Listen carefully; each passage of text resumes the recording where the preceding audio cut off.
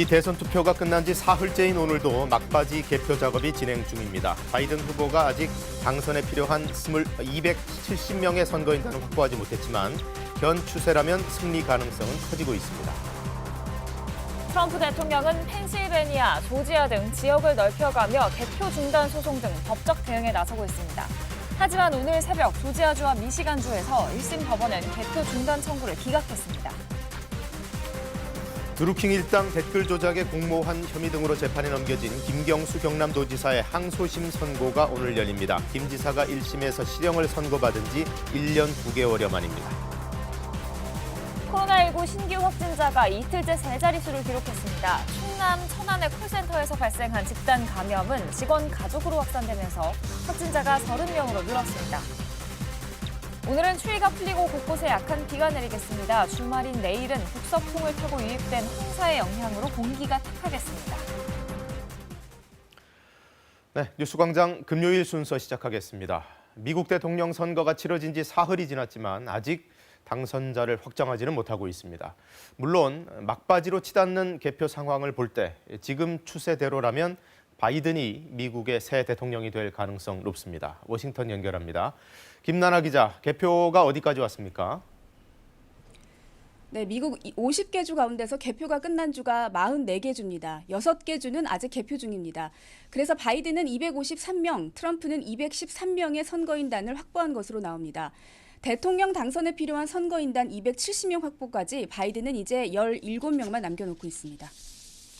자, 그런데 그 17표를 남겨놓고 아직도 접전이라고 볼 수 있는 건가요? 네, 접전인 거는 맞습니다. 그런데 바이든 후보는 자신이 앞서고 있는 곳에선 격차를 더 벌리고 뒤쫓고 있는 곳에선 격차를 좁히고 있습니다. 남은 선거인단 17명 확보는 지금 개표가 진행 중인 곳 가운데 애리조나와 네바다주의 결과로 결정될 수 있습니다. 네바다주가 6명, 애리조나주가 11명이니까 딱 맞습니다. 한국 시간으로 어젯밤만 해도 네바다주에서 두 후보의 격차가 0.6%포인트였는데 지금은 0.9%포인트 차로 더 벌어져 바이든이 앞서고 있습니다. 바이든이 네바다와 애리조나에서 이기면 개표가 진행 중인 다른 주를 볼 것도 없이 대통령 당선에 필요한 270명을 확보하게 됩니다. 펜실베니아의 경우도 잘 지켜봐야 하는데요. 트럼프가 앞서고는 있습니다. 하지만 어젯밤에는 5.3%포인트 차이가 나던 게 지금은 1.7%포인트 차로 바이든이 바짝 뒤를 쫓고 있습니다. 여기에도 20명이 걸려 있습니다. 트럼프 대통령은 지금 이 상황 아주 노골적으로 불복을 드러내고 있죠. 네, 그렇습니다. 트위터에 그래서 바이든이 승리하는 모든 주가 앞으로 유권자 사기 혐의로 법적 도전을 받게 될 것이라고 적은 데 이어서 또 1시간 뒤에는 사기 투표를 중단하라 이렇게 적었습니다.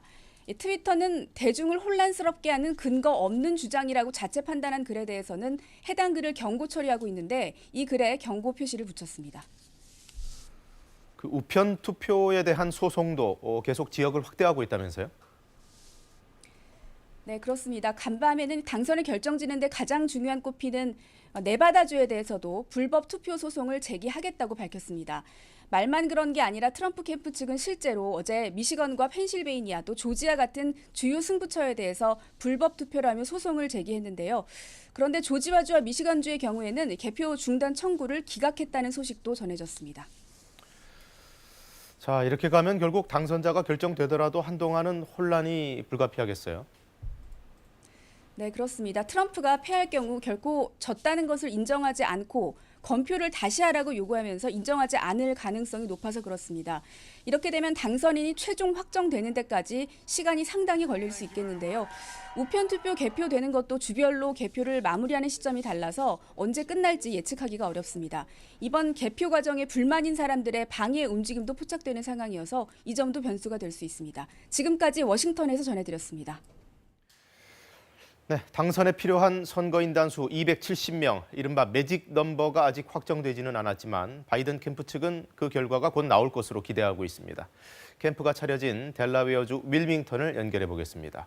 금철영 특파원, 그쪽 분위기는 이미 축하 파티에 가깝죠?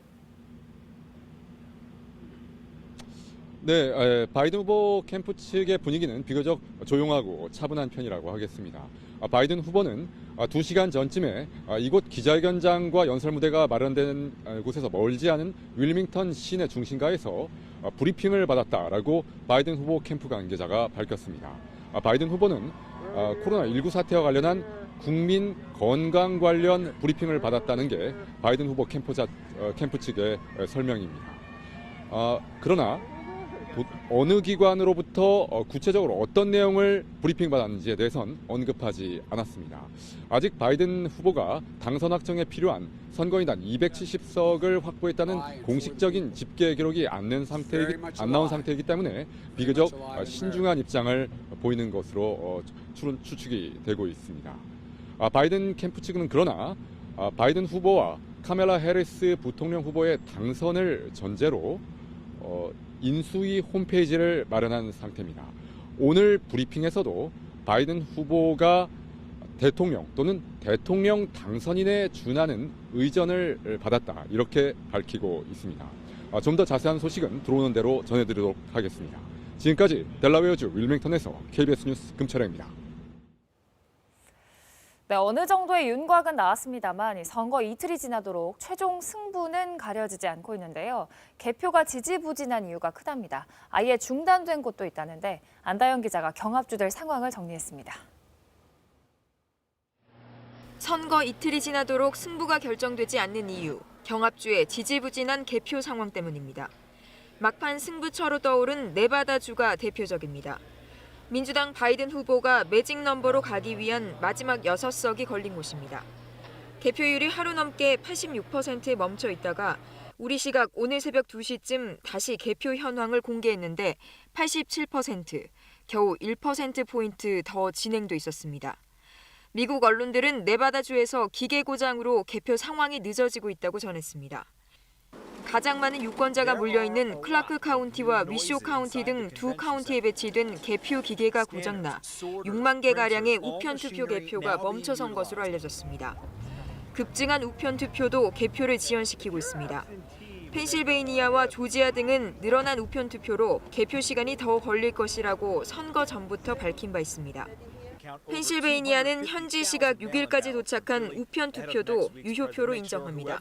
아직까지 개표가 이뤄지지 않은 우편 투표가 100만 개에 달해 최종 개표 결과는 빨라야 6일 발표될 것으로 전망됩니다. 또 네바다는 오늘 10일까지 도착한 우편 투표를 개표에 포함시킵니다. 바이든의 막판 추격으로 또 다른 승부처로 떠오른 조지아주에서는 수도관 파열로 심야 개표가 중단되기도 했습니다.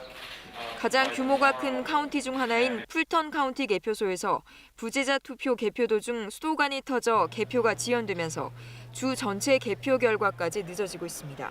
KBS 뉴스 안다영입니다. 네, 이런 혼란 속에 강경화 외교부 장관이 오는 8일 미국을 방문합니다. 폼페이오 국무장관과 현안을 논의할 예정이고요. 바이든 캠프와의 공식 접촉은 없지만 워싱턴 조야 인사들을 만나서 대선 뒤 동향을 파악할 걸로 보입니다. 강푸른 기자입니다. 강경화 외교부 장관이 오는 8일 미국 워싱턴을 찾습니다. 지난달 초 트럼프 미국 대통령의 코로나19 확진 판정으로 방한을 취소한 폼페이오 국무장관이 강 장관을 초청했습니다. 한반도 현안 등이 논의될 한미 외교장관 회담은 9일 열립니다. 굳건한 한미동맹을 재확인하는 동시에 한반도 비핵화와 평화정착, 한미동맹 강화를 위한 공조 방안 등에 대해 심도 있는 협의를 가질 예정입니다. 외교부 당국자는 이번 방문이 미국 대선과는 무관하게 결정됐다고 설명했습니다. 트럼프 행정부 임기가 남은 만큼 정부 간 현안 협의는 계속돼야 한다는 겁니다. 3박 4일 동안 강 장관은 바이든 후보 측을 직접 접촉하는 대신 워싱턴 조야 인사를 두루 만나 현지 정세를 파악할 예정입니다. 이도훈 한반도 평화교섭본부장도 강 장관 방미에 동행해 스티븐 비건 국무부 부장관과 북핵 수석대표 회담을 진행합니다. 한편 강 장관은 바이든 후보가 당선되더라도 북핵 협상이 원점으로 돌아가지는 않을 거라고 밝혔습니다. 비핵화 그리고 한반도 영구적 평화 등 이 평화적 해결의 중요성에 대해서는 공감이 있다고 확신을 합니다. 이 원점으로 돌아갈 수 있다고는 생각하지 않습니다. 강 장관은 또 어느 후보가 당선되더라도 그동안 갖고 온 소통 채널을 이용해 앞으로도 긴밀한 한미 공조를 이어가겠다고 밝혔습니다. KBS 뉴스 강푸른입니다. 미국 중앙은행인 연방준비제도가 또다시 제로금리를 유지했습니다. 연준은 연방공개시장위원회 정례회의 후 내놓은 성명에서 경제활동과 고용이 회복되고 있지만 연초 수준보다는 여전히 훨씬 낮은 수준에 머물러 있다며 0%에서 0.25%인 현 기준금리를 동결한다고 밝혔습니다. 연준은 지난 3월 코로나19 사태에 대응하기 위해 제로금리를 결정한 이후 5번째 열린 이번 회의에서도 같은 입장을 재확인했습니다. 드루킹 일당의 댓글 조작에 공모한 혐의로 1심에서 실형을 선고받은 김경수 경남도지사의 항소심 선고가 오늘 열립니다. 댓글 조작 프로그램 킹크랩 시연을 김 지사가 받는지 여부가 주요 쟁점 중 하나인데요. 김채린 기자가 보도합니다. 지난해 1월 1심 선고와 함께 법정 구속된 김경수 경남도지사. 8만 건에 가까운 기사에 대해 댓글 순위 조작 범행이 이루어지도록 해 죄질이 무겁고 객관적 물증에도 범행을 부인하며 수긍하기 어려운 변명으로 일관했다는 판단을 받았습니다. 댓글 조작 프로그램 킹크랩도 댓글 조작도 전혀 몰랐다고 주장해온 김 지사는 항소심에서 보석으로 77일 만에 석방되면서 진실을 강조했습니다. 진실은 아무리 멀리 던져도 반드시 다시 돌아온다는 사실을 꼭 증명하도록 하겠습니다. 항소심에선 1심 유죄 판단의 전제가 된 킹크랩 시연 여부가 주요 쟁점이 됐습니다. 1심은 킹크랩 로그 기록 등을 근거로 김 지사가 2016년 11월 경공모 사무실 산채를 찾아 킹크랩 시연을 봤다고 판단했습니다. 이에 김 지사 측은 항소심에서 수행비서에 당일 구글 타임라인을 새로운 증거로 냈습니다. 이를 토대로 김 지사가 저녁 7시경부터 9시 15분까지 산채에 머물렀다며 닭갈비 저녁 식사와 경공모 브리핑에 각각 1시간씩 걸려 시연을 볼 시간은 물리적으로 없었다고 주장했습니다. 특검은 가정적 주장이라며 김 지사가 산채에서 저녁 식사를 하지 않았다고 맞섰습니다. 이에 대해 지난 1월 항소심 재판부는 당초 예정됐던 선고를 취소하고 재판을 재개하면서 김 지사가 킹크랩 시연을 봤다는 점은 상당 부분 증명됐다는 이례적인 잠정 결론을 내리기도 했습니다. 그런데 인사이동으로 재판부 구성원 2명이 바뀐 뒤 변호인 측이 또 다른 증거를 제시하면서 재판은 술렁입니다. 김 지사가 산채를 찾은 날 드루킹 일당에게 닭갈비 23인분을 포장해줬다는 식당 사장의 법정 증언이 나온 겁니다. 변호인은 이로써 김 지사가 당일 저녁 식사를 했을 가능성이 높아졌다고 주장했습니다. 이 같은 변론을 받아들여 킹크랩 시연을 김 지사가 받는지 분명치 않다고 재판부가 판단할 경우 기존 유죄 판단의 틀은 흔들리게 됩니다. 또 김 지사가 시연을 받다 하더라도 댓글 조작 공범으로 인정할 수 있을지도 유무죄를 가를 또 다른 쟁점입니다. KBS 뉴스 김채린입니다. 월성 1호기 경제성 평가 조작 의혹과 관련해 검찰이 어제 정부 세종청사를 비롯한 여러 곳을 압수수색했습니다. 추미애 법무장관은 정치인 검찰총장이 정부를 공격한다며 또 날을 세웠습니다. 이재희 기자입니다. 조기 폐쇄 결정 과정에서 경제성이 지나치게 낮게 평가됐다는 감사 결과가 나온 월성 1호기. 산자부 직원들이 몰래 자료를 삭제하는 등 의도적으로 일어난 일이라고 감사원은 판단했습니다. 의혹을 수사 중인 대전지검 형사 5부가 산자부와 한수원을 동시 압수수색했습니다.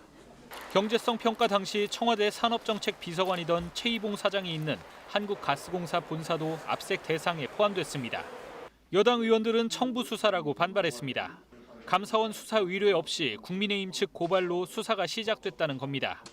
윤 청장이 대전 방문하자마자 바로 자기 직계라고 볼 수 있는 그 형사 5부장, 이분한테 배당을 해가지고 이거 청부 수사를 의뢰하더라고. 추미애 장관도 권력형 비리가 아닌 정부 정책 결정 과정에서의 문제라며 검찰 수사를 비판했습니다. 정치인 총장이 정부를 공격하고 흔들기 위해서 편파 수사를 하거나 과잉 수사를 하거나. 대검찰청은 이번에도 별다른 입장을 내지 않았습니다. 한편 노영민 대통령 비서실장이 월성 1호기 감사 결과를 난센스라고 말한 것에 대해 최재형 감사원장은 이해하기 어렵다고 답했습니다. 혹여나 감사원의 독립성이나 정치적 중립성에 대한 어떤 그 훼손의 의미로 받아들여질까 하는 걱정은 좀 있습니다. 월성 1호기의 경제성 평가 조작 의혹과 관련해 감사에 이어 수사까지 독립성과 정당성 논란이 확산되고 있습니다. KBS 뉴스 이재입니다. 네, 윤석열 검찰총장 관련 사건들을 수사 중인 서울중앙지검은 윤 총장 장모에 이어 부인 관련 의혹들에 대해서도 본격적인 수사에 나섰습니다. 부인 김건희 씨의 주가 조작 연루 의혹 등을 반부패 수사 2부에 배당하고 또 김 씨가 어머니의 계좌 증명 사기에 가담했다는 의혹에 대해서도 관계자들을 불러 조사 중입니다. 이정은 기자입니다. 윤석열 총장 부인 김건희 씨가 운영하는 전시기획사가 지난해 미술 전시회를 주관하며 검찰 수사 대상 기업 등으로부터 부당한 협찬을 받았다는 의혹. 지난 9월 시민단체의 고발 이후 한 달 넘게 사건 배당이 미뤄지다 그제 서울중앙지검 반부패 수사 2부에 배당됐습니다. 또 김 씨가 도이치모터스 주가 조작에 자금을 대주고 자회사인 도이치파이낸셜의 전환 사채를 시세보다 싸게 매입했다는 의혹도 같은 부서에서 수사를 맡았습니다. 당시 주식거래에서 조작 의심 정황이 포착됐다는 한국거래소의 분석 결과도 확보됐습니다. 반부패 수사 2부는 정경심 교수 사건, 삼성바이오 회계 사기 사건 등 굵직한 사건을 맡아온 특수수사 부서로 윤 총장 부인 수사에 최정예 수사팀을 투입한 겁니다. 한편 검찰은 총장 장모 최모 씨가 통장 잔고 증명서를 위조하고 행사한 사건에 대해서도 사실상 재수사에 들어갔습니다. 이미 의정부지검이 지난 3월 최 씨 등 가담자 3명을 재판에 넘겼지만 최근 중앙지검이 사건 관계자들을 잇따라 소환했습니다. 함께 기소된 최 씨의 전 동업자 안모 씨와 이 잔고증명서를 믿고 돈을 투자해준 피해자 A 씨, A 씨를 최 씨 등에게 소개해준 B 씨 등이 조사를 받은 것으로 확인됐습니다. 김건희 씨의 관여 여부를 추가 확인하기 위해서입니다. 검찰은 특히 잔고증명서를 위조한 혐의로 이미 기소된 김모 씨와 김건희 씨의 관계에 주목하고 있습니다. 김 씨는 범행에 가담했을 당시 김건희 씨 회사의 감사로 재직 중이었습니다. 장모와 측근에 이어 부인에 대한 수사까지 본격화되면서 윤 총장에 대한 압박 수위가 점점 높아지고 있습니다. KBS 뉴스 이정은입니다. 충남 천안 콜센터의 집단 감염이 심상치 않습니다. 밤사이 직원 가족 등 여러 명이 또 코로나19에 추가로 확진되면서 누적 감염자가 이제 30명까지 늘었습니다. 방역당국은 천안 아산 지역의 사회적 거리 두기를 1.5단계로 상향했습니다. 정재훈 기자입니다. 30명이 집단 감염된 천안의 신한카드와 신한생명 콜센터. 건물 7층과 8층, 2개 층에서 직원 75명이 근무 중인데 환기시설도 제대로 없는 비좁고 밀폐된 공간이었습니다. 방역당국 조사 결과 2m 거리두기는 지키지 못했고 고객을 응대하는 업무 특성상 대다수 직원은 마스크를 쓰지 않은 것으로 확인됐습니다. 화장실에는 손세정제조차 없었고 직원들은 사무실 안에서 함께 식사도 했습니다. 마스크도 안 쓰고 그 안에서 이제 취식 뭐 이런 거를 같이 하고 이제 거리두기 자체도 이제 너무 밀집되게 있고 뭐 이런 전체적인 환경 자체가 이제 취약하기 때문에. 천안시는 건물 전체를 폐쇄하고 콜센터 업체 대표에 대한 고발 여부를 검토하고 있습니다. 하지만 지역 콜센터에 대한 방역 점검을 하지 않은 관리 소홀은 지적을 피하기 어렵게 됐습니다. 콜센터와 같은 이런 것들에 대해서는 사실 구체적으로 유형별로 낱낱이 이렇게 체크를 하지 못한 거를 정말 그건 너무 아주 속상해하고 있습니다. 저희도 이런 부분을 선제적으로 낱낱이 했었어야 되는데. 천안시와 인근 아산시는 대규모 감염 유행을 우려해 사회적 거리 두기도 1단계에서 1.5단계로 격상했습니다. 천안시는 또 젊은 콜센터 직원들이 영유아 자녀가 많을 것으로 보고 천안 지역 전체 어린이집 630여 곳에 대해 무기한 휴원 명령을 내렸습니다. KBS 뉴스 정재훈입니다. 초등학생 돌봄 전담사 6천 명이 오늘 파업을 벌입니다. 맞벌이나 한부모 가정 학생들을 방과 후에 돌봐주는 이들인데요. 이 돌봄 교실의 지자체 이관을 반대하면서 8시간 전일제로의 전환 등 처우 개선을 요구하고 나섰습니다. 홍서구 기자입니다. 돌봄 민영화 부추기는 지자체 이관 반대한다. 반대한다. 네. 돌봄 전담사들의 요구는 돌봄 운영 주체를 교육청에서 지자체로 넘기는 관련 법안을 철회하라는 겁니다. 민영화될 게 분명해 처우가 나빠지고 돌봄의 공공성도 해친다는 이유입니다. 이들은 또 4시간가량인 시간제 근무를 8시간 전일제로 바꿔달라고 요구하고 나섰습니다. 수업 준비 등으로 실제 더 많은 시간을 일하고 있다며 공짜 노동을 없애달라는 겁니다. 처우 개선이 되지 않으면 안전한 돌봄, 훌륭한 돌봄을 우리가 할 수 없겠다, 이런 고민이 있었습니다. 그래서 딱 아이들 돌보는 시간만 지금 이제 임금을 주고 있는데, 학교 비정규직 연대회의는 이 밖에 명절 휴가비, 식대 등 학교 비정규직 복리위생 차별 해소, 교육 공무직 법제화 등이 연내 이뤄져야 한다는 입장입니다. 지난 수개월간 책임 있는 교섭을 요구했지만 협의체 구성 자체도 안 됐다며 교육 당국을 비난했습니다. 이번 돌봄 파업과 관련해서 협의체를 구성하는 것보다는 근본적인 문제 해결을 위해서 국가가 책임진다는 자세로서 가야 될 것 같은데. 초등 돌봄교사 6천 명은 대화와 대책 마련을 요구하며 오늘 하루만 파업을 벌일 예정입니다. 하지만 충실한 협의가 이뤄지지 않는다면 2차 파업은 더 큰 규모로 진행될 것이라고 경고했습니다. 이에 대해 전국 시도교육감 협의회는 관계기관이 모두 적극 참여해 돌봄 문제를 논의하자고 했고, 교육부는 꼭 필요한 경우만 돌봄 교실을 신청받아 수요를 줄이고 교직원도 투입해 혼란을 막을 예정이라고 밝혔습니다. KBS 뉴스 홍석우입니다.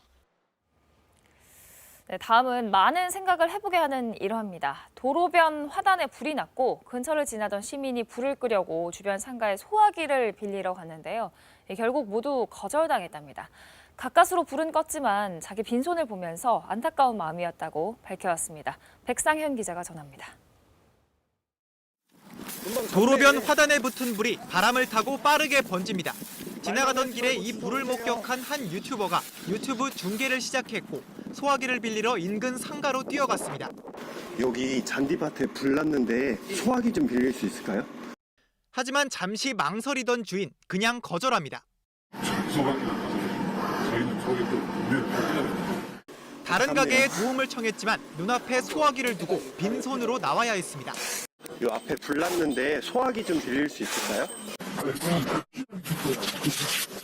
결국 쓰레기 더미 옆에서 쌀이 빗자루를 주워 불을 껐습니다. 빈손으로 돌아오면서는 좀 안타깝다는 마음이 들었어요. 그래도 불이라는 거는 좀 큰 사건이라고 생각하거든요. 이런 사회적 무관심 사례가 곳곳에서 잇따르고 있습니다. 지난 5월에는 서울역에서, 지난해에는 홍대 인근에서 여성들이 지나가던 남성에게 무차별 폭행을 당했지만 아무런 도움을 받지 못했습니다. 내가 도와줄 수 있는 일, 내가 개입해서 훨씬 더 빨리 문제를 해결할 수 있는 일들조차도 관심을 갖게 되지 않는, 선행을 하고도 왠지 씁쓸했던 한 시민의 마음, 우리 사회가 바꿔야 할 단면입니다. KBS 뉴스 백상현입니다. 오늘은 추위가 풀리고 곳곳에 약한 비가 내리겠습니다. 지금 전국에 구름이 많이 끼어 있는데요. 서해안 지역을 중심으로 산발적으로 빗방울이 떨어지고 있습니다. 내일 오전까지 강원 영동을 제외한 중부지방과 남해안 지역, 제주에는 5mm 미만의 비가 살짝 내리겠고요. 남부지방에는 산발적으로 빗방울이 떨어지는 곳이 있겠습니다. 오늘 오전에는 내륙 지역을 중심으로 공기가 탁하겠습니다. 세종 지역은 일평균 미세먼지 농도가 나쁜 단계 예상되고요. 그 밖의 지역은 오전에 일시적으로 미세먼지 농도가 높게 나타나겠습니다. 주말인 내일은 황사의 영향을 받겠습니다. 어제 중국 내몽골 부근 고원에서 발원한 황사가 점차 북서풍을 타고 우리나라로 유입될 것으로 예상되고요. 일요일까지도 전국 대부분 지역에 황사가 영향을 줄 가능성이 있습니다. 오늘 동해안 지역에는 건조주의보가 발효 중인 가운데 오후부터 강원 영동 지역에는 바람이 강하게 불겠습니다. 현재 기온은 서울이 10.1도, 광주 11도, 부산 13.8도 등으로 어제 아침보다 4도에서 많게는 10도가량 기온이 높습니다. 한낮에는 서울이 14도, 강릉 19도 예상되고요. 전주 17도, 부산 19도 등으로 역시 어제와 기온이 비슷하거나 조금 높겠습니다. 바다의 물결은 동해 먼바다에서 최고 2.5m까지 약간 높게 일겠고요. 그 밖의 해상에서는 물결이 잔잔하겠습니다. 내일은 겨울에 접어드는 절기 입동입니다. 내일 밤부터는 찬바람이 불어오면서 날이 추워지겠고요. 당분간 맑은 날씨가 이어지겠지만 급격하게 떨어지는 기온 변화에 건강관리 잘해주셔야겠습니다. 날씨 전해드렸습니다. 네, 미국 대통령 선거 개표가 막바지로 치닫고 있습니다. 지금 나오고 있는 득표 추세라면 바이든 민주당 후보가 당선될 가능성 높습니다. 워싱턴 연결하겠습니다. 김나라 기자, 참 오래 걸리네요. 그래도 개표가 많이 왔죠? 네, 그렇습니다. 개표율은 90%로 나타나고 있습니다. 하지만 바이든이 조금 전 짧은 기자회견을 했는데요. 느낌이 굉장히 좋다, 이렇게 말을 했습니다. 어제에 이어서 사실상 대선 승리를 선언한 것으로 해석해도 좋을 것 같습니다. 또한 민주주의의 기조도 다시 한번 강조했습니다. 개표율 90%로 진행된 가운데 50개 주 가운데 개표가 끝난 주는 44개 주입니다. 6개 주는 아직 개표 중인데요. 바이든은 253명, 트럼프는 213명 선거인단을 확보한 것으로 나옵니다. 대통령 당선에 필요한 선거인단 270명 확보까지 바이든은 이제 17명만 남겨놓고 있습니다. 자, 어제부터 바이든이 계속 선제적으로 사실상의 승리 선언을 하고 있는데 그럼에도 불구하고 개표 상황은 지금 접전이라고 보는 게 맞습니까? 네, 그렇습니다. 선거인단 17명 확보는 지금 개표가 진행 중인 곳 가운데 애리조나와 네바다주의 결과로 결정될 수 있습니다. 네바다주 6명, 애리조나주 11명이니까 딱 맞습니다. 그런데 한국 시각으로 어젯밤에만 해도 네바다주에서 두 후보의 격차가 0.6%포인트였는데 지금은 0.9%포인트 차로 더 벌어져 바이든이 앞섭니다. 바이든이 네바다 또 애리조나에서 이기면 개표가 진행 중인 다른 주를 볼 것도 없이 대통령 당선에 필요한 270명을 확보하게 됩니다. 펜실베니아의 경우도 잘 봐야 할 것 같은데요. 트럼프가 앞서고는 있습니다. 하지만 어제는 5.3%포인트 차이가 나던 게 지금은 1.7%포인트 차로 바이든이 바짝 뒤쫓고 있습니다. 선거인단이 20명이 걸린 곳인데 여긴 개표되지 않은 표가 많아서 역시 바이든의 역전 가능성도 배제할 수 없습니다. 자, 트럼프는 트위터에 또 글을 올렸던데요. 네, 오늘 새벽에 올린 트위터 글은 더 노골적이었습니다. 바이든이 승리하는 모든 주가 앞으로 선거 사기로 법적 도전을 받게 될 것이라고 했고 사기 투표를 중단하라고도 적었습니다. 트위터는 혼란을 부추길 근거 없는 주장이라고 자체 판단하면 해당 글을 경고 처리하는데 이 글에 경고 표시를 붙였습니다. 트럼프 캠프 측은 어제 미시건과 펜실베니아, 조지아에 이어서 오늘은 네바다에 대해서도 불법 투표라는 소송을 제기했는데요. 조지아주와 미시간주의 경우에는 조금 전 개표 중단 청구를 기각했다는 소식도 들어와 있습니다. 워싱턴에서 전해드렸습니다. 자, 이런 얘기들이 나오다 보니 트럼프와 바이든 두 후보 지지자들 간의 갈등도 격화되고 있습니다. 트럼프 지지자들은 개표 중단을 요구했고 바이든 지지자들은 끝까지 개표해야 한다면서 맞서고 있습니다. 곳곳에서 시위가 가열되고 있습니다. 이동환 기자입니다. 바이든 후보 지지자들과 트럼프 후보 지지자들이 구호를 외치며 대치하고 있습니다. 물리적인 충돌 직전까지 가려하자 경찰이 해산을 요구합니다. 양측은 현재 진행 중인 개표 상황이 정당하지 않다며 항의를 이어갔습니다. 트럼프 지지자들은 미시간과 애리조나 등 바이든 후보가 역전한 것을 중심으로 시위를 벌이며 즉각 개표를 중단해야 한다고 주장했습니다. All votes must be verified, and you will find that there are millions of illegal voters, illegally registered citizens. 바이든 지지자들은 트럼프 측이 의도적으로 선거를 망치려 간다며 모든 표를 끝까지 개표해야 한다고 맞섰습니다. And try to ruin the vote and try to bombard these people here doing the job because their slave master is losing. 바이든 후보가 인수위 홈페이지를 여는 등 승리 확정 행보를 보이자 트럼프와 바이든 양측의 갈등은 한층 더 격화되는 양상입니다. 양측 후보들의 개표 중단과 끝까지 개표를 해야 한다고 주장한 만큼 지지자들의 시위와 갈등으로 이어지고 있는 겁니다. 미국 내 주요 도시를 중심으로 양측의 시위가 번지면서 자칫 물리적인 폭력 사태로 이어지지 않을까 우려하는 목소리도 점점 높아지고 있습니다. KBS 뉴스 이동환입니다. 네, 개표가 완전히 끝나지는 않았습니다만 바이든 후보 측은 연 이틀 자신의 사실상의 승리 기자회견을 하고 있습니다. 조금 전에도 회견이 있었는데요. 그 녹화분을 함께 보시겠습니다. 해리슨과 저는 짧게 인사말을 드리러 왔습니다. 이 나라의 여러 가지 상황이 안 좋은데 여러분께 짧게 간략하게 말씀을 드리겠습니다. 현재 개표가 계속되고 있고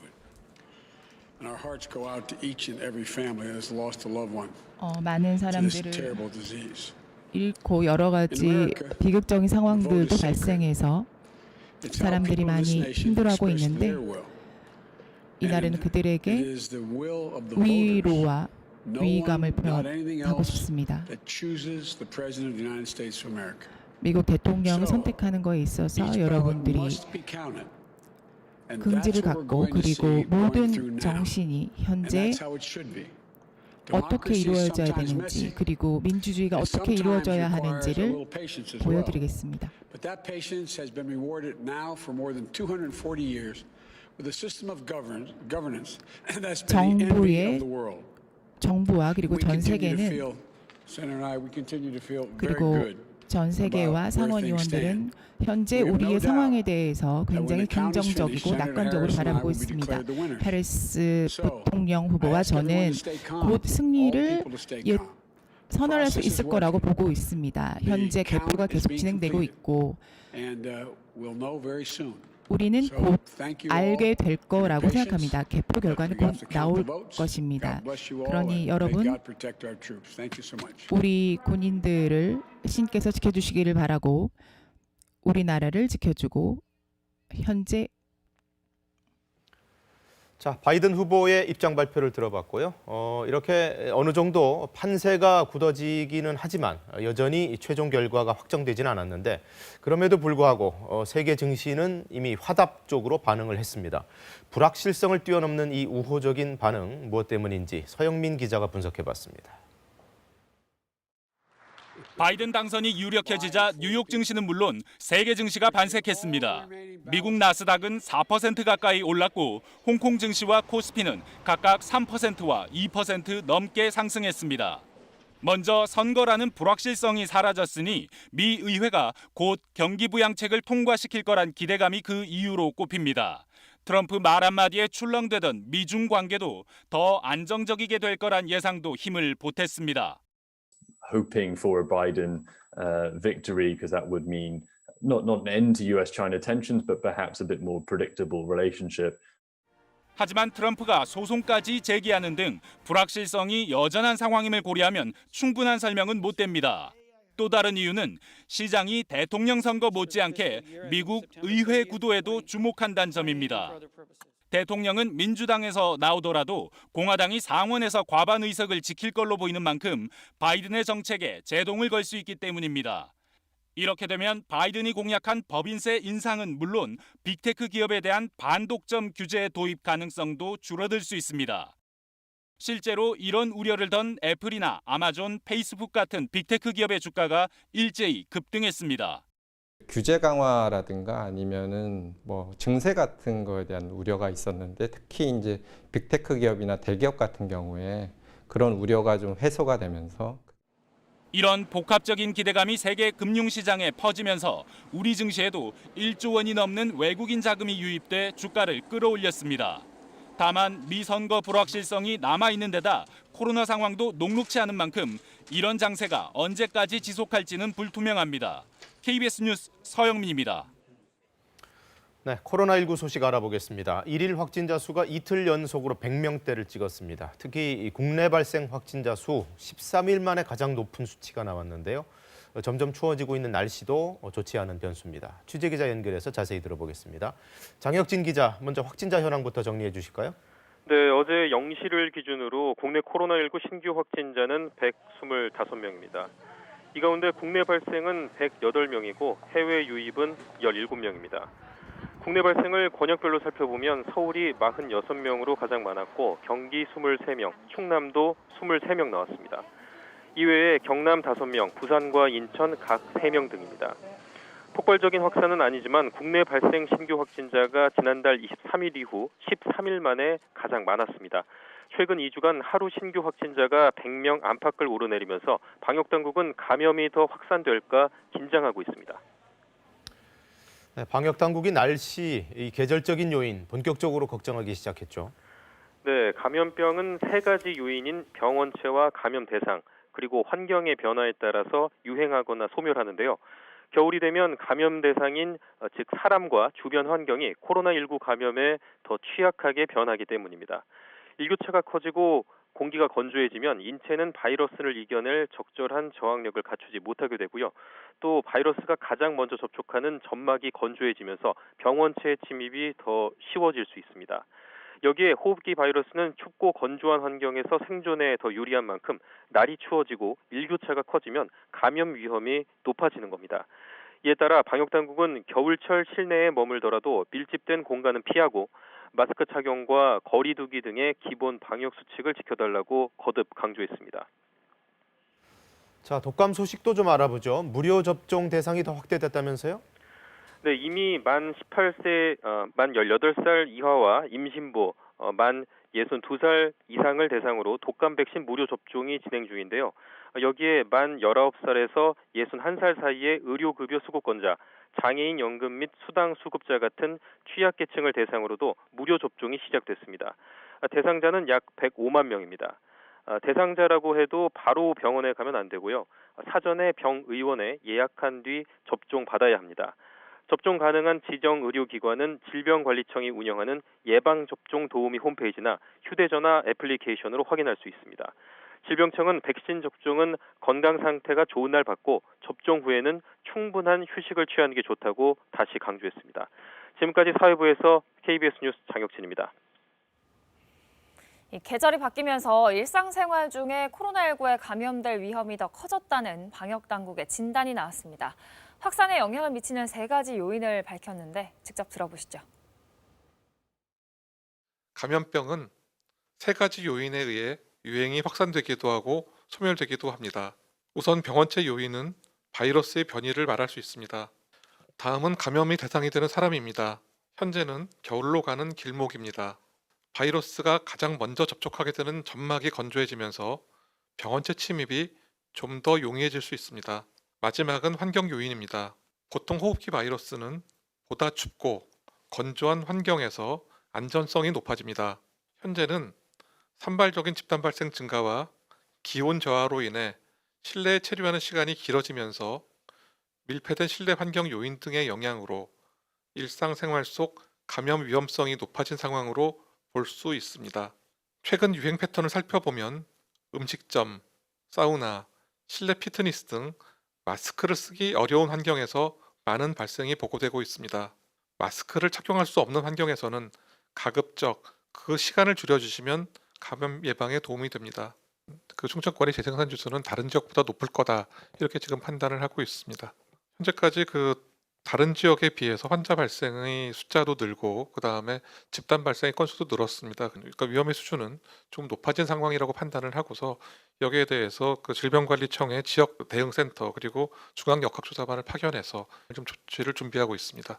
중수본과 단계 격상에 대해서는 논의가 있었습니다. 현재까지 저희가 파악하기로는 주로 사우나라든가 아니면 유흥시설이라든가 아니면 콜센터와 같이 모두 공통적인 내용들이 밀접하고 그다음에 에어로졸이 좀 많이 생산될 수 있는 그런 환경으로 보여지게 됩니다.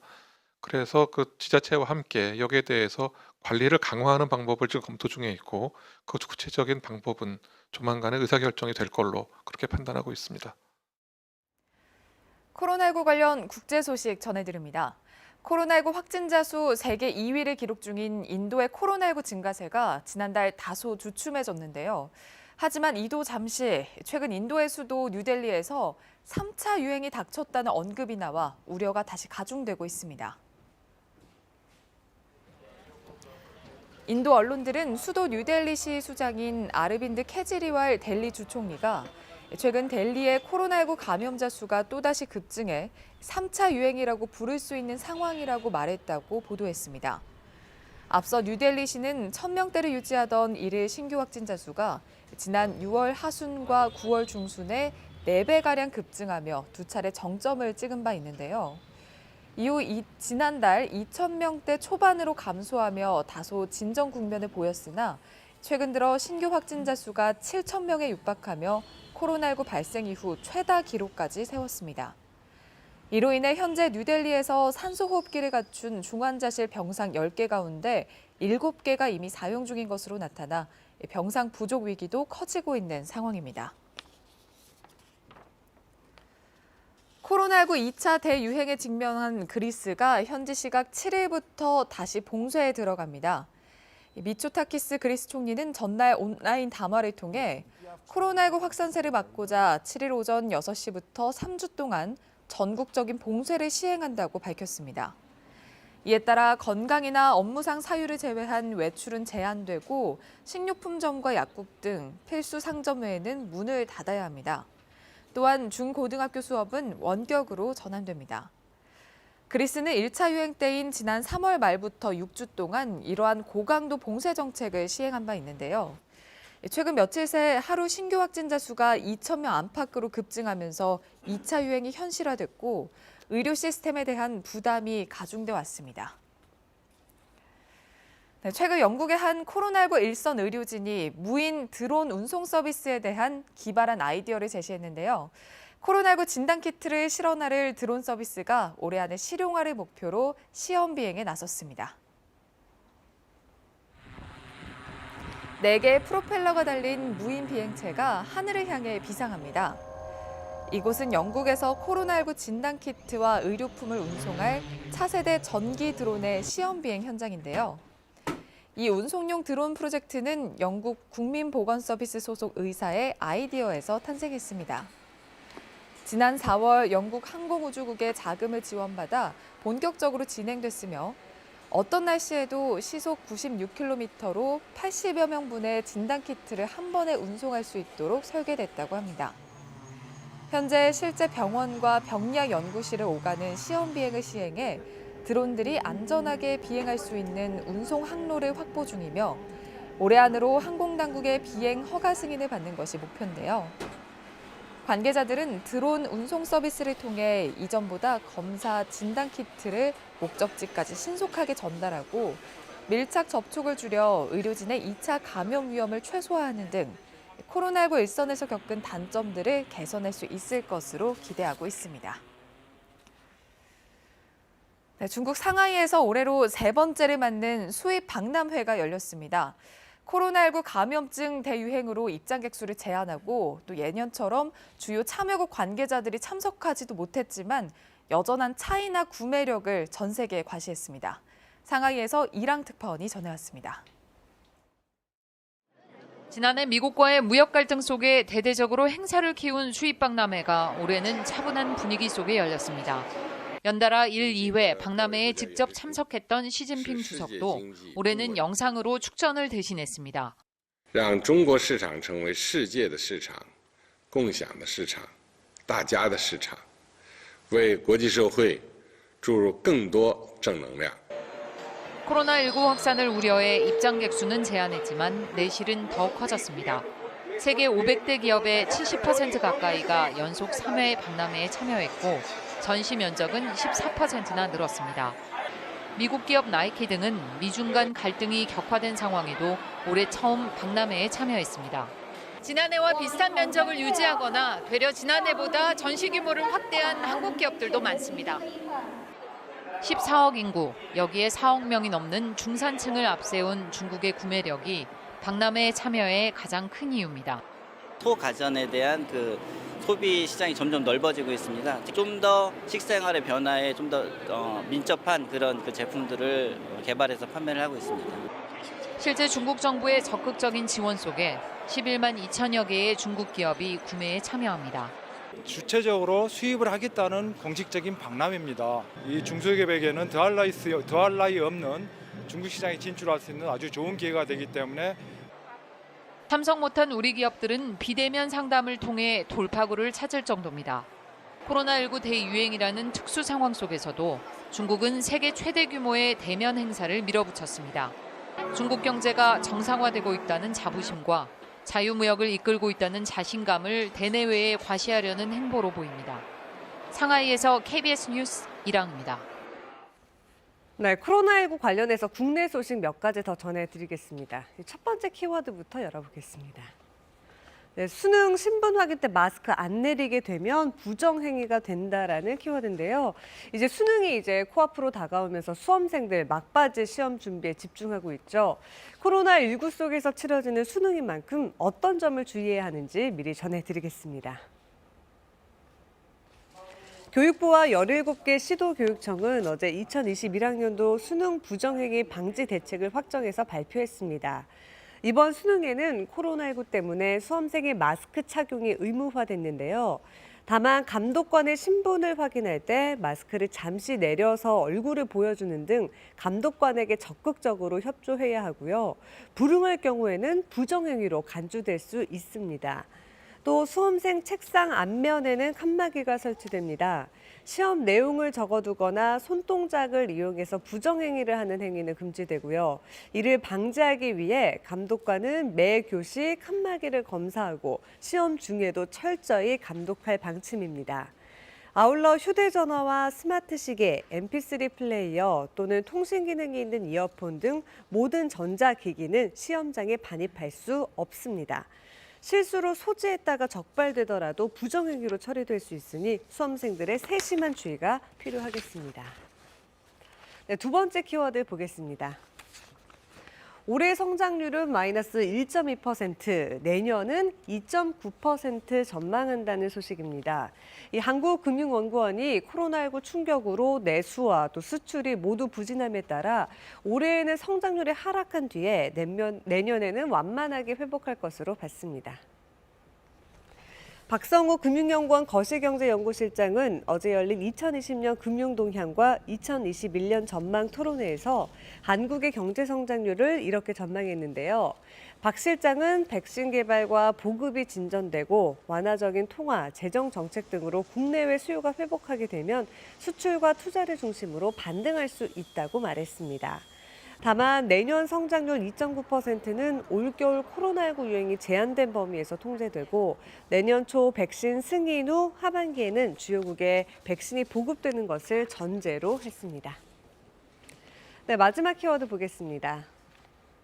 종묘대제, 관람객 없이 비공개로 봉행한다는 소식입니다. 유네스코 인류무형문화유산에 등재된 종묘대제가 내일 7일 종묘에서 봉행되는데요. 올해는 코로나19 확산 방지를 위해서 관람객 없이 비공개로 진행합니다. 이번 종묘대제는 종묘에서 왕이 유교 절차에 따라 직접 제향을 올린 가장 큰 규모의 국가제사로 신을 맞이하고 즐기도록 하며 신을 보내드리는 절차에 맞춰 진행될 예정인데요. 올해는 코로나19 확산을 방지하기 위해 어가 행렬과 종묘 제략 연주를 생략하는 등 행사 규모와 참여 인원을 대폭 줄이고 관람객도 받지 않습니다. 종묘 대제 행사 영상은 문화재청 공식 채널 등을 통해 공개될 계획입니다. 지금까지 코로나 Q&A였습니다. 네, 노영민 대통령 비서실장이 지난 여름 코로나19 대규모 전파로 이어졌던 광복절 집회와 관련해서 주최 측을 살인자에 빗댄 발언으로 논란입니다. 노 실장은 표현이 과했다라며 유감을 표하긴 했지만 야당은 거취까지 언급하면서 비판을 쏟아냈습니다. 정하연 기자입니다. 청와대 국정감사에서 8.15 광화문 집회 당시 경찰의 차벽 설치를 놓고 설전이 벌어졌습니다. 저는 이 사건을 보고 소름이 돋았습니다. 이 사진을 보고. 이걸 지금 우리 국민을 말이죠. 경찰이 버스차로 밀어가지고 코로나 속으로 지금 가둬버렸습니다. 아니 불법 집회에 참석한 사람을 지금 옹호하는 겁니까? 물러서지 않던 노 실장, 살인자라는 단어를 꺼냈습니다. 그 사람까지 7명 이상이 죽었는데 그걸 지금 옹호하는 겁니까? 도둑놈이 아니라 살인자입니다. 살인자. 이 집회 주동자들은. 공방 끝에 감사가 중단됐다 재개된 뒤 노 실장은 유감을 나타냈습니다. 사실 도둑놈이라기보다는 살인자가 맞다. 이런 표현을 썼는데 좀 저도 좀 너무 과한 표현이었다 이렇게 생각하고 있습니다. 야당은 맹비난에 나섰습니다. 국민의힘 의원들은 자신들의 지지자가 아니면 살인자라 부르는 청와대, 공무원이 북한군에 총살되도록 방치한 이 정부 주동자들이 살인자, 아나무인 오만하다며 비판을 쏟아냈습니다. 과다한 경찰력 동원에 대한 국민의 물음에 살인자라고 표현한 것은 권력에 취한 이 정권 사람들이 국민을 대하는 오만과 교만을 보여준 명장면이었습니다. 김종인 비대위원장도 적절치 않은 발언이었다고 지적했고 김은혜 대변인은 논평을 통해 비서실장 자격이 의심스러운 망언이니 거취를 고민하라며 사퇴를 촉구했습니다. KBS 뉴스 정하연입니다. 네, 내년 4월 서울과 부산시장을 뽑는 보궐선거를 놓고 이정옥 여성가족부 장관이 이른바 성인지 감수성을 집단 학습할 기회라는 발언을 해서 정치권의 질타를 받고 있습니다. 무슨 맥락인지 김지숙 기자가 보도합니다. 이정옥 여가부 장관에게 내년 서울과 부산시장 보궐선거 비용 질문이 던져졌습니다.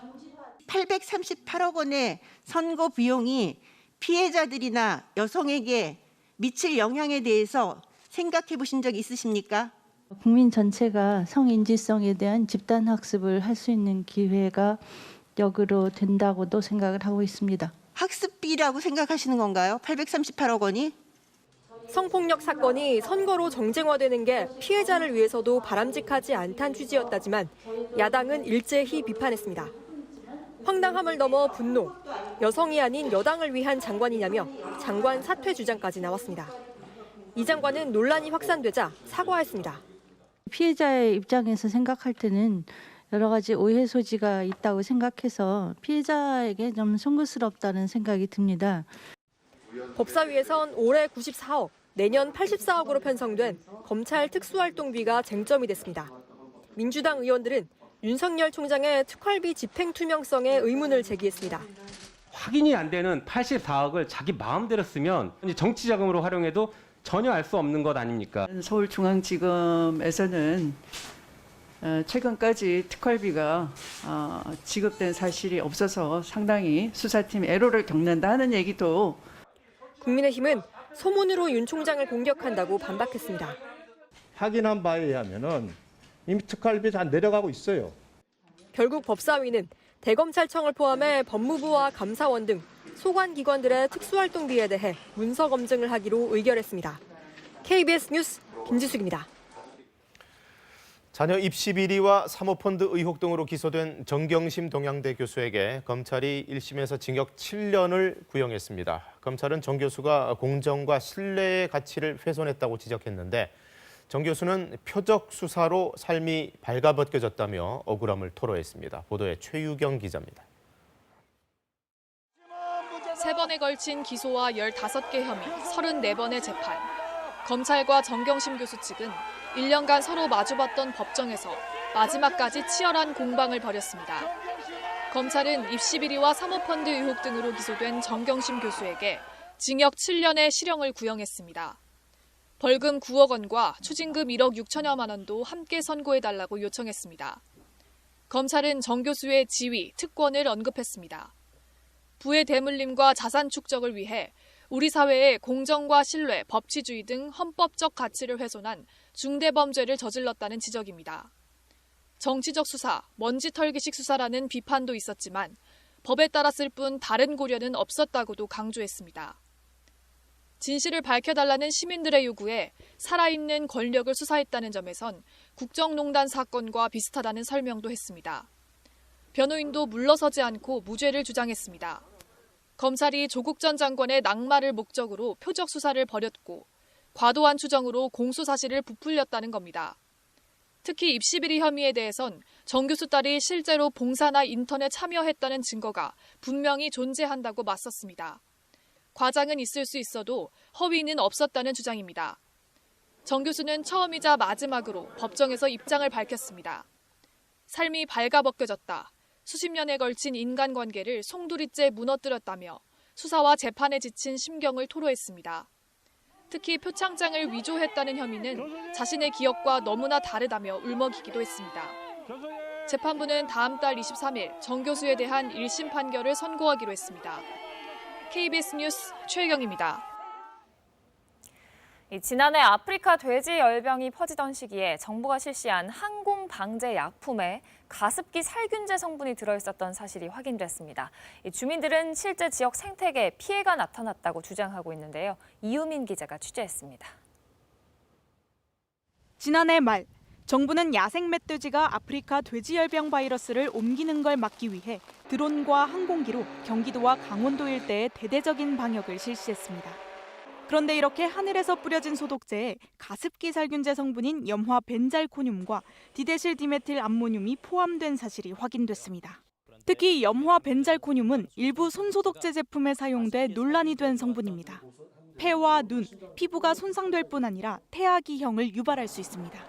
지역 주민들은 실제로 피해가 나타났다고 주장합니다.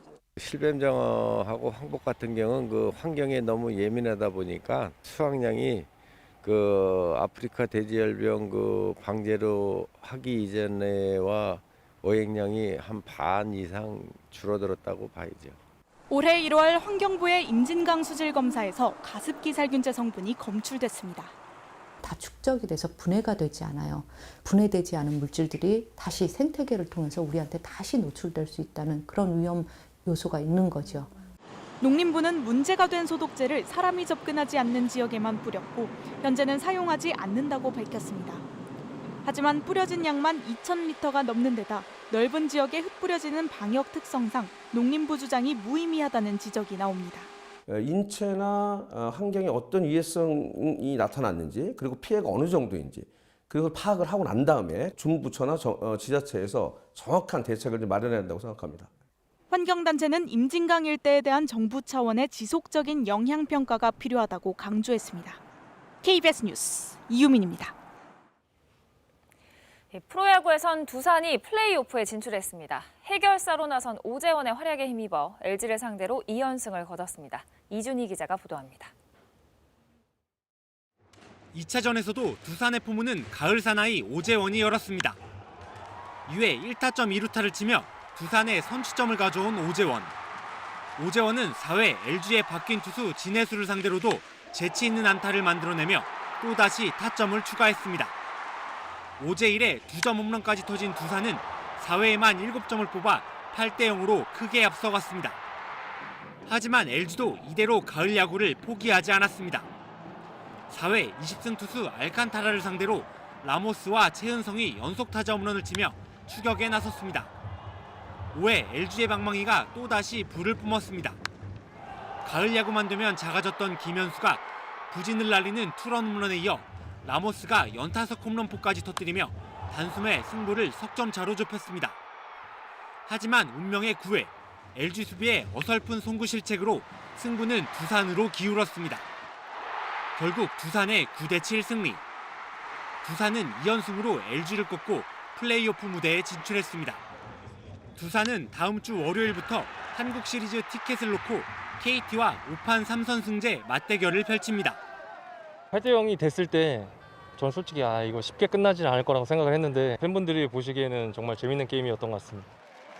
시즌 막판까지 리그 2위를 달리며 26년 만에 한국 시리즈 우승에 도전했던 LG는 준 플레이오프 탈락으로 시즌을 허탈하게 마무리했습니다. KBS 뉴스 이준입니다. 오늘은 추위가 풀리고 곳곳에 약하게 비가 내립니다. 지금 전국 대부분 지역에는 구름이 많이 끼어 있고요. 서해안과 일부 내륙 지역에는 산발적으로 빗방울이 떨어지고 있습니다.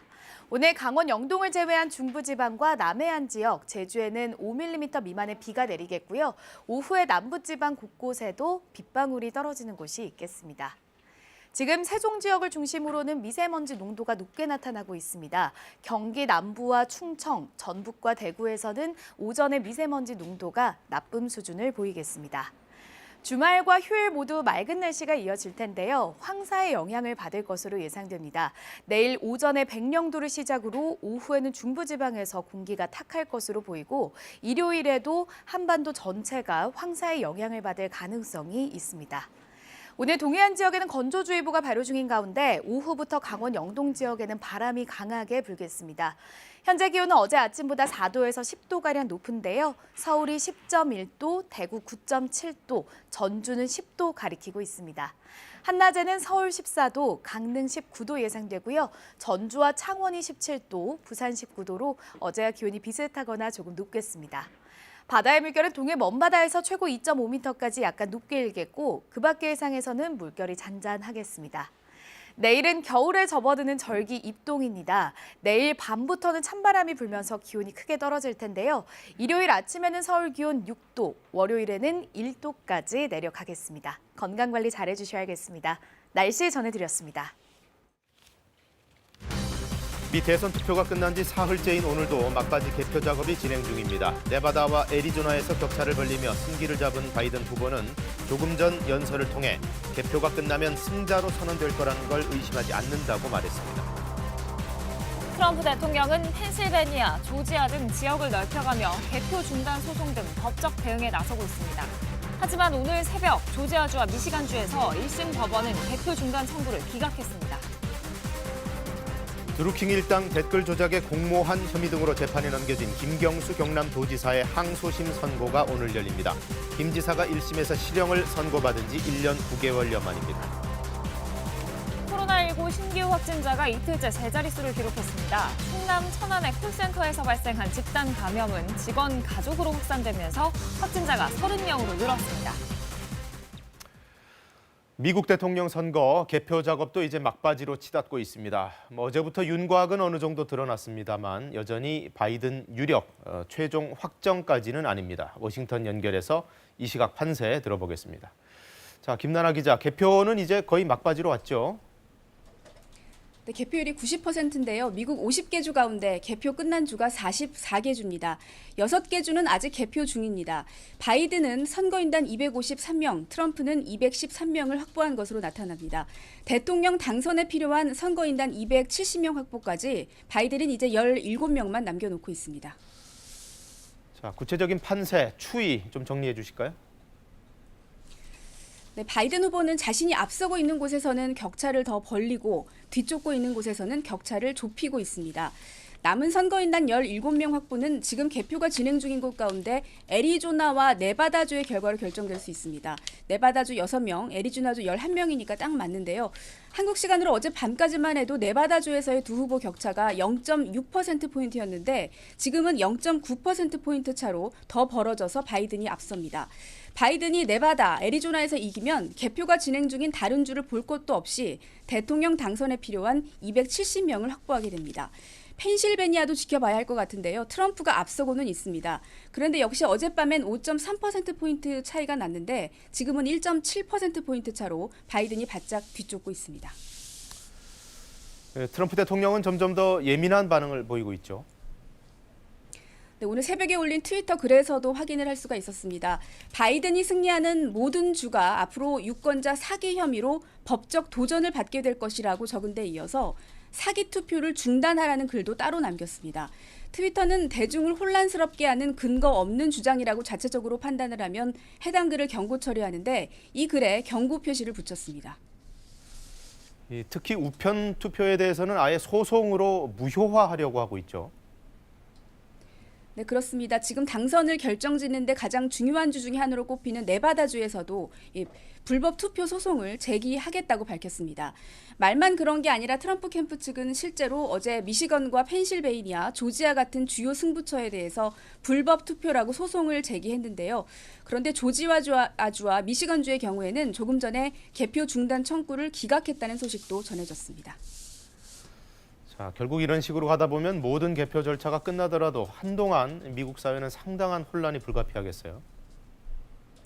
네, 트럼프가 패할 경우 결코 졌다는 것을 인정하지 않고 검표를 다시 하라고 요구하면서 인정하지 않을 가능성이 꽤 높습니다.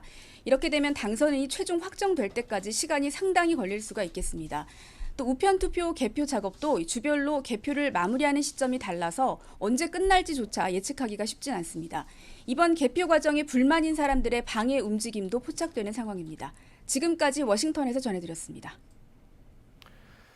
네, 바이든 후보는 조금 전에 생중계된 연설을 통해서 또 한 번 낙관적인 전망, 사실상의 승리 입장을 발표했습니다. 캠프가 차려져 있는 델라웨어 금철영 특파원을 연결하겠습니다. 자, 금철영 특파원, 아직 개표가 100% 끝난 건 아니지만 바이든은 어제부터 사실상의 당선인 행보를 보이는 것 같아요. 네, 그렇습니다. 활발한 행보를 보이고 있다고 하겠습니다. 바이든 후보는 오늘 델러웨어 윌밍턴 시내를 방문해서 코로나19 사태에서 국민 건강 관련 브리핑 그리고 경제 관련 브리핑을 받았습니다.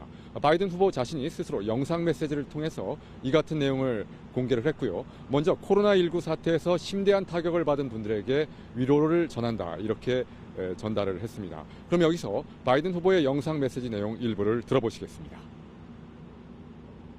We continue to feel, Senator and I, we continue to feel very good about where things stand. We have no doubt that when the count is finished, Senator Harris and I will be declared the winners. 바이든 후보 측은 바이든 후보가 오늘 브리핑을 받을 때 대통령 또는 대통령 당선인에 준하는 브리핑을 받았다 이렇게 밝혔습니다. 사실상 당선인 신분의 행보를 하고 있고 이에 준하는 의전을 받고 있다라는 것을 밝힌 것으로 보입니다. 현재 바이든 캠프 측은 인수위 홈페이지를 개설한 상태입니다. 아직 당선 확정에 필요한 선거인단 270석을 공식적으로 확보했다는 집계가 나오기 전이기 때문에 신중하면서도 그러나 적극적인 행보를 보이고 있다. 이렇게 말씀드릴 수 있겠습니다. 지금까지 델라웨어주 윌밍턴에서 KBS 뉴스 금철입니다. 네, 그럼 여기서 미 전역의 판세 또 지역별 상황 좀 더 구체적으로 브리핑을 들어보겠습니다. 국제부 김진호 기자가 준비하고 있습니다.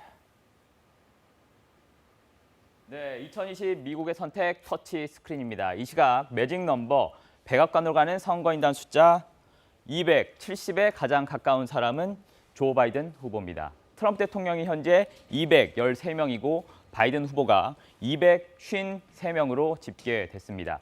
우편 투표 개표가 지연되면서 어제 낮부터 지금까지 선거인단 확보 숫자에는 특별한 변화가 없는 건데요. 지도의 흰색 부분 현재 6곳만이 남아 있습니다. 현재 알래스카를 제외한 나머지 5곳에서 두 후보가 경합세입니다.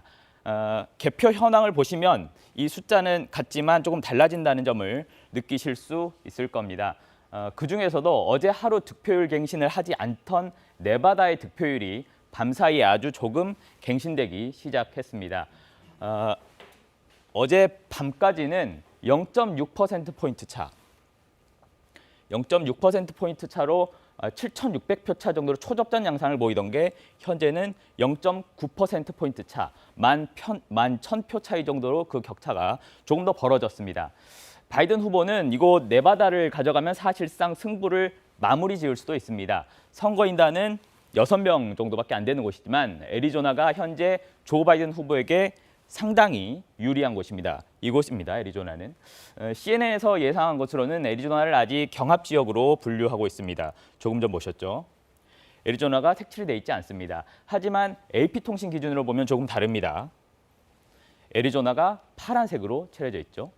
애리조나를 바이든 후보의 승리 확실 지역으로 AP통신은 분류를 한 건데 이 애리조나 11명에다가 네바다 6명을 더하면 애리조나 11명에다가 네바다 6명을 더하면 조 바이든 후보는 매직 넘버 270명에 딱 도달하게 되는 겁니다. 그래서 네바다가 중요한 겁니다. 그리고 현재 시점에서 바이든 후보가 뒤져 있는 2개의 주의 움직임이 심상치 않다는 점을 한번 꼽아보고 싶습니다. 이 3개 주에서 트럼프 대통령이 현재 앞서가고 있는데요. 우리 교민들도 많이 사시는 애틀란타라는 도시가 있는 조지아, 그리고 이번 대선 핵심 경합주로 분류됐던 펜실베니아가 그렇습니다. 먼저 조지아에서 트럼프 대통령이 비교적 넉넉히 앞서고 있었던 게 현재는 초접전 양상으로 바뀌고 있습니다. 어제 아침에 24시간 전으로 좀 돌아가 보겠습니다. 저희가 확인을 했을 때 조지아에서 양 후보 간 득표율 차가 1.2%포인트 차였습니다. 현재는 0.3%포인트 차, 비교적 그 간격이 아주 좁아들었다는 사실을 알 수 있습니다. 현재 조지아의 개표율은 98%입니다. 현재에서는 매우 조심스러워하면서도 바이든 후보가 트럼프 대통령을 역전할 가능성을 점쳐보는 언론사도 있습니다. 펜실베니아도 마찬가지입니다. 어제 아침에는 4.3%포인트 차이 나던 게 지금은 1.5%포인트로 그 간격이 급격히 줄었습니다. CNN에 따르면 펜실베니아에 있는 동쪽에 있는 대도시인 필라델피아에서만 바이든 후보가 80%가량을 가져가는 것으로 나오는데요. 이것이 두 후보의 격차를 줄이고 있는 것으로 보입니다. 제가 계속 말씀드린 조지아라든지 또 펜실베니아라든지 이 두 곳 중 하나를 바이든 후보가 역전시킨다면 이번 승부는 사실상 끝난다는 평가도 나옵니다. 물론은 변수도 정말 많습니다. 현재 득표율 상황만을 놓고 말씀드린다는 점을 당부드리고요. 실제 결과가 어떻게 될지는 누구도 알 수 없는 상황입니다. 과연 현재 추세대로 미국 대선의 결과가 결정될지 남은 대선 결과 계속 지켜보겠습니다. 지금까지 터치스크린에서 전해드렸습니다. 네, 보셨듯이 개표 사흘 차에 접어든 오늘까지도 270명, 매직 넘버가 아직 안 나오고 있는 상황입니다. 그 어느 때보다 지지부진한 개표로 확정이 늦어지고 있는데 왜 그런 건지 안다영 기자가 경합주들 상황을 정리했습니다. 선거 이틀이 지나도록 승부가 결정되지 않는 이유, 경합주의 지지부진한 개표 상황 때문입니다. 막판 승부처로 떠오른 네바다주가 대표적입니다. 민주당 바이든 후보가 매직 넘버로 가기 위한 마지막 6석이 걸린 곳입니다.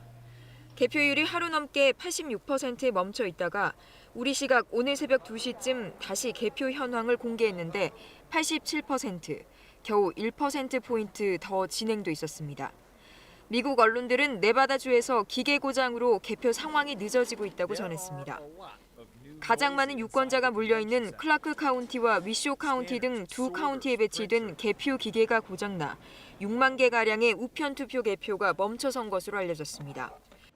I think all of us would agree that having an accurate count is much more vital. An accurate and fair count is much more vital than having a fast count. 급증한 우편 투표도 개표를 지연시키고 있습니다. 펜실베이니아와 조지아 등은 늘어난 우편 투표로 개표 시간이 더 걸릴 것이라고 선거 전부터 밝힌 바 있습니다. 펜실베이니아는 현지 시각 6일까지 도착한 우편 투표도 유효표로 인정합니다. 아직까지 개표가 이뤄지지 않은 우편 투표가 100만 개에 달해 최종 개표 결과는 빨라야 6일 발표될 것으로 전망됩니다.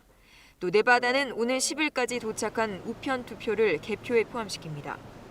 바이든의 막판 추격으로 또 다른 승부처로 떠오른 조지아주에서는 수도관 파열로 심야 개표가 중단되기도 했습니다. 가장 규모가 큰 카운티 중 하나인 풀턴 카운티 개표소에서 부재자 투표 개표 도중 수도관이 터져 개표가 지연되면서 주 전체 개표 결과까지 늦어지고 있습니다. KBS 뉴스 안다영입니다. 개표를 둘러싼 혼란은 또 있습니다. 트럼프와 바이든 지지자들, 한쪽에서는 개표를 중단해라, 또 한쪽에서는 끝까지 해야 한다고 주장하면서 갈등이 격화되고 있습니다. 이동환 기자입니다. 바이든 후보 지지자들과 트럼프 후보 지지자들이 구호를 외치며 대치하고 있습니다. 물리적인 충돌 직전까지 가려하자 경찰이 해산을 요구합니다. 양측은 현재 진행 중인 개표 상황이 정당하지 않다며 항의를 이어갔습니다. 트럼프 지지자들은 미시간과 애리조나 등 바이든 후보가 역전한 것을 중심으로 시위를 벌이며 즉각 개표를 중단해야 한다고 주장했습니다. All votes must be verified, and you will find that there are millions of illegal voters, illegally registered citizens. 바이든 지지자들은 트럼프 측이 의도적으로 선거를 망치려고 한다며 모든 표를 끝까지 개표해야 한다고 맞섰습니다. And try to ruin the vote and try to bombard these people here doing the job because their slave master is losing. 바이든 후보가 인수위 홈페이지를 여는 등 승리 확정 행보를 보이자 트럼프와 바이든 양측의 갈등은 한층 더 격화되는 양상입니다. 양측 후보들의 개표 중단과 끝까지 개표를 해야 한다고 주장한 만큼 지지자들의 시위와 갈등으로 이어지고 있는 겁니다. 미국 내 주요 도시를 중심으로 양측의 시위가 번지면서 자칫 물리적인 폭력 사태로 이어지지 않을까 우려하는 목소리도 점점 높아지고 있습니다. KBS 뉴스 이동환입니다. 강경화 외교부 장관은 오는 8일 미국을 방문해 대선 이후를 대비한 소통에 나섭니다. 우선 폼페이오 국무장관과 현안 논의를 할 예정이고요. 바이든 캠프와의 공식적인 접촉 대신 워싱턴 조야 인사들을 두루 만나겠다는 계획입니다. 강푸른 기자입니다. 강경화 외교부 장관이 오는 8일 미국 워싱턴을 찾습니다. 지난달 초 트럼프 미국 대통령의 코로나19 확진 판정으로 방한을 취소한 폼페이오 국무장관이 강 장관을 초청했습니다. 한반도 현안 등이 논의될 한미 외교장관 회담은 9일 열립니다. 굳건한 한미동맹을 재확인하는 동시에 한반도 비핵화와 평화정착, 한미동맹 강화를 위한 공조 방안 등에 대해 심도 있는 협의를 가질 예정입니다. 외교부 당국자는 이번 방문이 미국 대선과는 무관하게 결정됐다고 설명했습니다. 트럼프 행정부 임기가 남은 만큼 정부 간 현안 협의는 계속돼야 한다는 겁니다. 3박 4일 동안 강 장관은 바이든 후보 측을 직접 접촉하는 대신 워싱턴 조야 인사를 두루 만나 현지 정세를 파악할 예정입니다. 이도훈 한반도 평화교섭본부장도 강 장관 방미에 동행해 스티븐 비건 국무부 부장관과 북핵 수석대표 회담을 진행합니다. 한편 강 장관은 바이든 후보가 당선되더라도 북핵 협상이 원점으로 돌아가지는 않을 거라고 밝혔습니다. 비핵화 그리고 한반도 영구적 평화 등 이 평화적 해결의 중요성에 대해서는 공감이 있다고 확신을 합니다. 이 원점으로 돌아갈 수 있다고는 생각하지 않습니다. 강 장관은 또 어느 후보가 당선되더라도 그동안 갖고 온 소통 채널을 이용해 앞으로도 긴밀한 한미 공조를 이어가겠다고 밝혔습니다. KBS 뉴스 강푸른입니다. 네, 오늘 중요한 판결 하나가 있습니다. 김경수 경남지사 이른바 드루킹 일당 댓글 조작 공모 혐의로 기소돼서 1심에서 유죄 판결 받은 바 있는데요. 오늘 그 2심 항소심 선고가 나옵니다. 김채린 기자가 보도합니다. 지난해 1월 1심 선고와 함께 법정 구속된 김경수 경남도지사. 8만 건에 가까운 기사에 대해 댓글 순위 조작 범행이 이루어지도록 해 죄질이 무겁고 객관적 물증에도 범행을 부인하며 수긍하기 어려운 변명으로 일관했다는 판단을 받았습니다. 댓글 조작 프로그램 킹크랩도 댓글 조작도 전혀 몰랐다고 주장해온 김 지사는 항소심에서 보석으로 77일 만에 석방되면서 진실을 강조했습니다. 진실은 아무리 멀리 던져도 반드시 다시 돌아온다는 사실을 꼭 증명하도록 하겠습니다. 항소심에선 1심 유죄 판단의 전제가 된 킹크랩 시연 여부가 주요 쟁점이 됐습니다. 1심은 킹크랩 로그 기록 등을 근거로 김 지사가 2016년 11월 경공모 사무실 산채를 찾아 킹크랩 시연을 봤다고 판단했습니다. 이에 김 지사 측은 항소심에서 수행비서에 당일 구글 타임라인을 새로운 증거로 냈습니다. 이를 토대로 김 지사가 저녁 7시경부터 9시 15분까지 산채에 머물렀다며 닭갈비 저녁 식사와 경공모 브리핑에 각각 1시간씩 걸려 시연을 볼 시간은 물리적으로 없었다고 주장했습니다. 특검은 가정적 주장이라며 김 지사가 산채에서 저녁 식사를 하지 않았다고 맞섰습니다. 이에 대해 지난 1월 항소심 재판부는 당초 예정됐던 선고를 취소하고 재판을 재개하면서 김 지사가 킹크랩 시연을 봤다는 점은 상당 부분 증명됐다는 이례적인 잠정 결론을 내리기도 했습니다. 그런데 인사이동으로 재판부 구성원 2명이 바뀐 뒤 변호인 측이 또 다른 증거를 제시하면서 재판은 술렁입니다. 김 지사가 산채를 찾은 날 드루킹 일당에게 닭갈비 23인분을 포장해줬다는 식당 사장의 법정 증언이 나온 겁니다. 변호인은 이로써 김 지사가 당일 저녁 식사를 했을 가능성이 높아졌다고 주장했습니다. 이 같은 변론을 받아들여 킹크랩 시연을 김 지사가 봤는지 분명치 않다고 재판부가 판단할 경우 기존 유죄 판단의 틀은 흔들리게 됩니다. 또 김 지사가 시연을 봤다 하더라도 댓글 조작 공범으로 인정할 수 있을지도 유무죄를 가를 또 다른 쟁점입니다. KBS 뉴스 김채린입니다. 어제 검찰의 대대적인 압수수색이 있었습니다. 정부 부처 등을 상대로 한 압수수색이었는데요. 바로 월성원전 1호기 감사 결과와 관련된 수사입니다. 추미애 법무장관은 이것이 윤석열 검찰총장의 정부 공격이다, 편파, 과잉 수사다라고 대놓고 또 비판했습니다. 이재희 기자입니다. 조기 폐쇄 결정 과정에서 경제성이 지나치게 낮게 평가됐다는 감사 결과가 나온 월성 1호기. 산자부 직원들이 몰래 자료를 삭제하는 등 의도적으로 일어난 일이라고 감사원은 판단했습니다. 의혹을 수사 중인 대전지검 형사 5부가 산자부와 한수원을 동시 압수수색했습니다. 경제성 평가 당시 청와대 산업정책비서관이던 최이봉 사장이 있는 한국가스공사 본사도 압색 대상에 포함됐습니다. 여당 의원들은 청부 수사라고 반발했습니다. 감사원 수사 의뢰 없이 국민의힘 측 고발로 수사가 시작됐다는 겁니다. 윤 청장이 대전 방문하자마자 바로 자기 직계라고 볼 수 있는 그 형사 5부장 이분한테 배당을 해가지고 이거 청부 수사를 의뢰하더라고. 추미애 장관도 권력형 비리가 아닌 정부 정책 결정 과정에서의 문제라며 검찰 수사를 비판했습니다. 정치인 총장이 정부를 공격하고 흔들기 위해서 편파 수사를 하거나 과잉 수사를 하거나. 대검찰청은 이번에도 별다른 입장을 내지 않았습니다.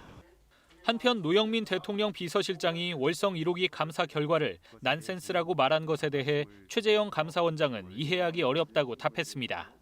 혹여나 감사원의 독립성이나 정치적 중립성에 대한 어떤 그 훼손의 의미로 받아들여질까 하는 걱정은 좀 있습니다.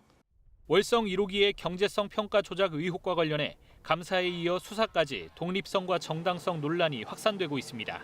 KBS 뉴스 이재입니다. 네, 국내 코로나19 상황 앵커 브리핑으로 정리해드리겠습니다. 어제 0시 기준으로 신규 확진자는 125명이 나왔고요. 특히 국내 발생이 108명으로 지난달 23일 이후 13일 만에 제일 높은 수치를 찍었습니다. 지금 계절적으로도 부쩍 추워진 날씨와 큰 일교차 때문에 방역당국이 아주 긴장하고 있는데요. 아침 저녁으로 기온차가 커지고 공기가 건조해지면 바이러스가 제일 먼저 접촉하는 사람의 점막도 건조해지기 때문에 코로나19 감염에 더 취약해진다고 합니다. 방역당국은 겨울철에 실내에 머물더라도 밀집된 공간은 가급적 피하고 또 마스크 착용과 거리 두기 등의 방역 수칙을 잘 지켜달라고 거듭 호소했습니다. 코로나19와 독감의 동시 유행을 막기 위해서 독감 백신 접종도 계속 진행 중인데요. 어제부터 무료 접종 대상이 늘었습니다. 만 19살에서 61살 사이 의료급여 수급권자 등 취약계층이 그 대상입니다. 이 대상이라고 해도 바로 병원에 가시면 안 되고요. 사전에 병의원에 예약을 한 뒤에 접종을 받으셔야 됩니다. 코로나19는 지금 직장과 실내 체육시설 등 일상 공간에서의 전파도 계속 이어지고 있는데요. 서울 여의도의 한 증권회사에서 집단 감염이 발생했습니다. 지난 1일에 직원 1명이 첫 확진 판정을 받은 뒤에 동료와 가족 등이 잇따라 확진 판정 받으면서 누적 확진자 수가 11명까지 늘었습니다. 또 서울대 관악 캠퍼스에서도 확진자 1명이 나와서 공과대 38동 건물 전체가 폐쇄가 됐습니다. 당국은 확진자 이동 경로에 따라 소독과 방역 작업을 실시하는 한편 접촉자 추적 조사도 진행하고 있습니다. 또 충남 천안에서는 콜센터 집단 감염이 직원 가족 등으로 빠르게 확산되면서 누적 확진자가 이제 30명으로 늘었습니다. 밤사이에도 감염자가 여럿 확인됐는데요. 방역당국은 천안 아산 지역에 대해 사회적 거리 두기 단계를 1.5로 상향 조정했습니다. 정재훈 기자의 보도입니다. 30명이 집단 감염된 천안의 신한카드와 신한생명 콜센터. 건물 7층과 8층 두 개 층에서 직원 75명이 근무 중인데 환기시설도 제대로 없는 비좁고 밀폐된 공간이었습니다. 방역당국 조사 결과 2m 거리 두기는 지키지 못했고 고객을 응대하는 업무 특성상 대다수 직원은 마스크를 쓰지 않은 것으로 확인됐습니다. 화장실에는 손세정제조차 없었고 직원들은 사무실 안에서 함께 식사도 했습니다. 이제 마스크도 안 쓰고 그 안에서 이제 취식 뭐 이런 거를 같이 하고 이제 거리두기 자체도 이제 너무 밀집되게 있고 뭐 이런 전체적인 환경 자체가 이제 취약하기 때문에. 천안시는 건물 전체를 폐쇄하고 콜센터 업체 대표에 대한 고발 여부를 검토하고 있습니다. 하지만 지역 콜센터에 대한 방역 점검을 하지 않은 관리 소홀은 지적을 피하기 어렵게 됐습니다. 콜센터와 같은 이런 것들에 대해서는 사실 구체적으로 유형별로 낱낱이 이렇게 그 체크를 하지 못한 거를 정말 그건 너무 아주 속상해하고 있습니다. 저희도 이런 부분을 선제적으로 낱낱이 했었어야 되는데. 천안시와 인근 아산시는 대규모 감염 유행을 우려해 사회적 거리 두기도 1단계에서 1.5단계로 격상했습니다. 천안시는 또 젊은 콜센터 직원들이 영유아 자녀가 많을 것으로 보고 천안 지역 전체 어린이집 630여 곳에 대해 무기한 휴원 명령을 내렸습니다. KBS 뉴스 정재훈입니다. 초등학생 돌봄 전담사 6,000명이 오늘 파업을 벌입니다. 맞벌이나 한부모 가정 학생들을 방과 후에 돌봐주는 이들인데요. 이 돌봄 교실이 지자체로 이관되는 걸 반대하면서 8시간 전일제 전환 등 처우 개선도 요구하고 있습니다. 홍서구 기자입니다. 돌봄 민영화 부추기는 지자체 이관 반대한다. 반대한다. 네. 돌봄 전담사들의 요구는 돌봄 운영 주체를 교육청에서 지자체로 넘기는 관련 법안을 철회하라는 겁니다. 민영화될 게 분명해 처우가 나빠지고 돌봄의 공공성도 해친다는 이유입니다. 이들은 또 4시간가량인 시간제 근무를 8시간 전일제로 바꿔달라고 요구하고 나섰습니다. 수업 준비 등으로 실제 더 많은 시간을 일하고 있다며 공짜 노동을 없애달라는 겁니다. 처우 개선이 되지 않으면 안전한 돌봄, 훌륭한 돌봄을 우리가 할 수 없겠다. 이런 고민이 있었습니다. 그래서 딱 아이들 돌보는 시간만 지금 이제 임금을 주고 있는데. 학교 비정규직 연대회의는 이 밖에 명절 휴가비, 식대 등 학교 비정규직 복리위생 차별 해소, 교육 공무직 법제화 등이 연내 이뤄져야 한다는 입장입니다. 지난 수개월간 책임 있는 교섭을 요구했지만 협의체 구성 자체도 안 됐다며 교육당국을 비난했습니다. 이번 돌봄 파업과 관련해서 협의체를 구성하는 것보다는 근본적인 문제 해결을 위해서 국가가 책임진다는 자세로서 가야 될 것 같은데. 초등 돌봄교사 6,000명은 대화와 대책 마련을 요구하며 오늘 하루만 파업을 벌일 예정입니다. 하지만 충실한 협의가 이뤄지지 않는다면 2차 파업은 더 큰 규모로 진행될 것이라고 경고했습니다. 이에 대해 전국 시도교육감 협의회는 관계기관이 모두 적극 참여해 돌봄 문제를 논의하자고 했고 교육부는 꼭 필요한 경우만 돌봄 개시를 신청받아 수요를 줄이고 교직원도 투입해 혼란을 막을 예정이라고 밝혔습니다. KBS 뉴스 홍석우입니다. 이 도로변 화단에 불이 난 걸 본 시민이 자기 일도 아닌데 나서서 불을 껐습니다. 여기까지는 훈훈한 얘기인데 정작 선행을 한 이분은 마음이 씁쓸했답니다. 주변 상가에 소화기를 구하러 갔지만 그 어디서도 빌릴 수 없었다는데요. 백상현 기자가 전합니다.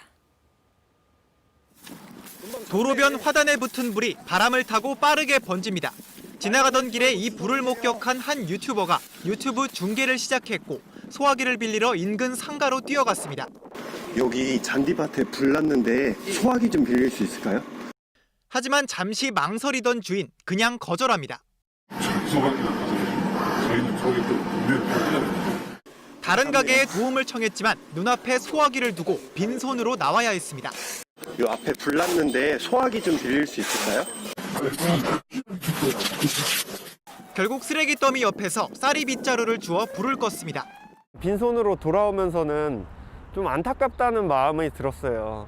그래도 불이라는 거는 좀 큰 사건이라고 생각하거든요. 이런 사회적 무관심 사례가 곳곳에서 잇따르고 있습니다. 지난 5월에는 서울역에서, 지난해에는 홍대 인근에서 여성들이 지나가던 남성에게 무차별 폭행을 당했지만 아무런 도움을 받지 못했습니다.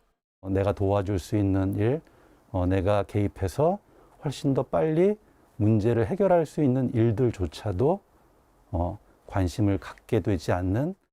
선행을 하고도 왠지 씁쓸했던 한 시민의 마음, 우리 사회가 바꿔야 할 단면입니다.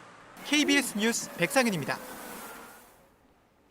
오늘 추위는 누그러들었지만 곳곳에 약한 비가 내리겠습니다. 지금 전국에는 구름이 많이 끼어 있고요. 서해안 지역에 내리던 빗방울은 잠시 소강 상태를 보이고 있습니다.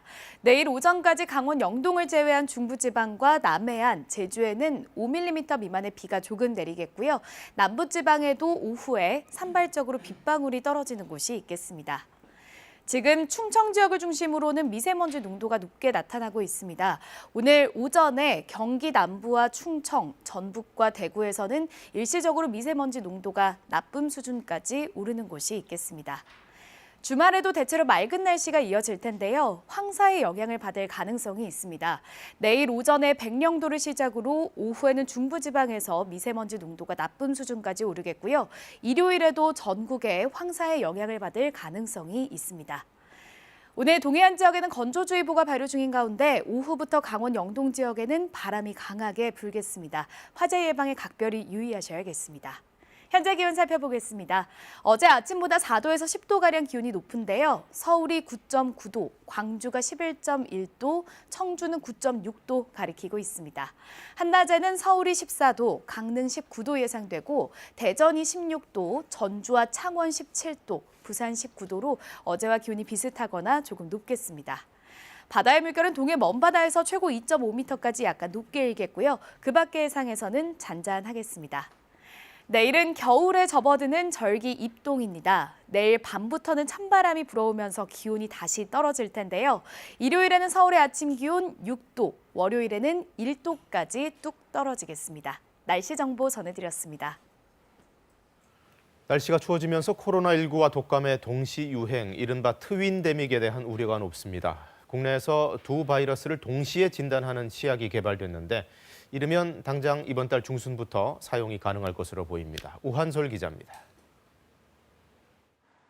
서울 송파구의 한 체육시설. 주변에 병원 관련 확진자가 이곳을 다녔는데 추가로 3명이 더 확진됐습니다. 시설은 방역 수칙을 잘 지켰는데 샤워실 등을 이용하는 과정에서 감염이 생긴 거로 추정됩니다. 이처럼 마스크 쓰기 어려운 공간에서 감염이 이어지는 가운데 찬바람이 불면서 독감과의 동시 유행 우려도 커지고 있습니다. 기온이 낮아지고 건조해지면서 인플루엔자와 같은 계절성 위험 요인이 증가하고 있습니다. 긴장감을 유지하면서 미리 준비를 진행하고 있습니다. 방역 당국은 우선 코로나19와 독감을 동시에 진단하는 도구를 최대한 빠르게 도입하기로 했습니다. 현재 정식 허가난 시약을 건강보험에 등재하고 있는데 이달 셋째 주쯤부터는 의료기관에서 사용할 수 있을 거로 보입니다. 또 독감 유행이 시작되기 전이라도 검사 결과와 관계없이 항바이러스제인 타미플루에 건강보험을 적용한다는 계획입니다. 기존에는 유행이 본격적으로 시작돼야 적용됐습니다. 보험이 적용되면 진료비의 30%만 부담하면 되는데 성인 기준 본인 부담금은 5,000원 수준입니다. 적용 검토 대상은 아동과 임산부 또 고령자 등 고위험군입니다.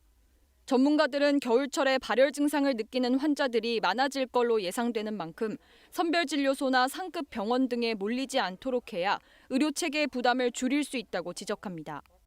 지역사회에 반려로우키 클리닉 같은 걸 열고 거기에 뭐 지역에 있는 의사분들이 지원을 나간다거나 뭐 순번을 정해서 진료를 본다거나.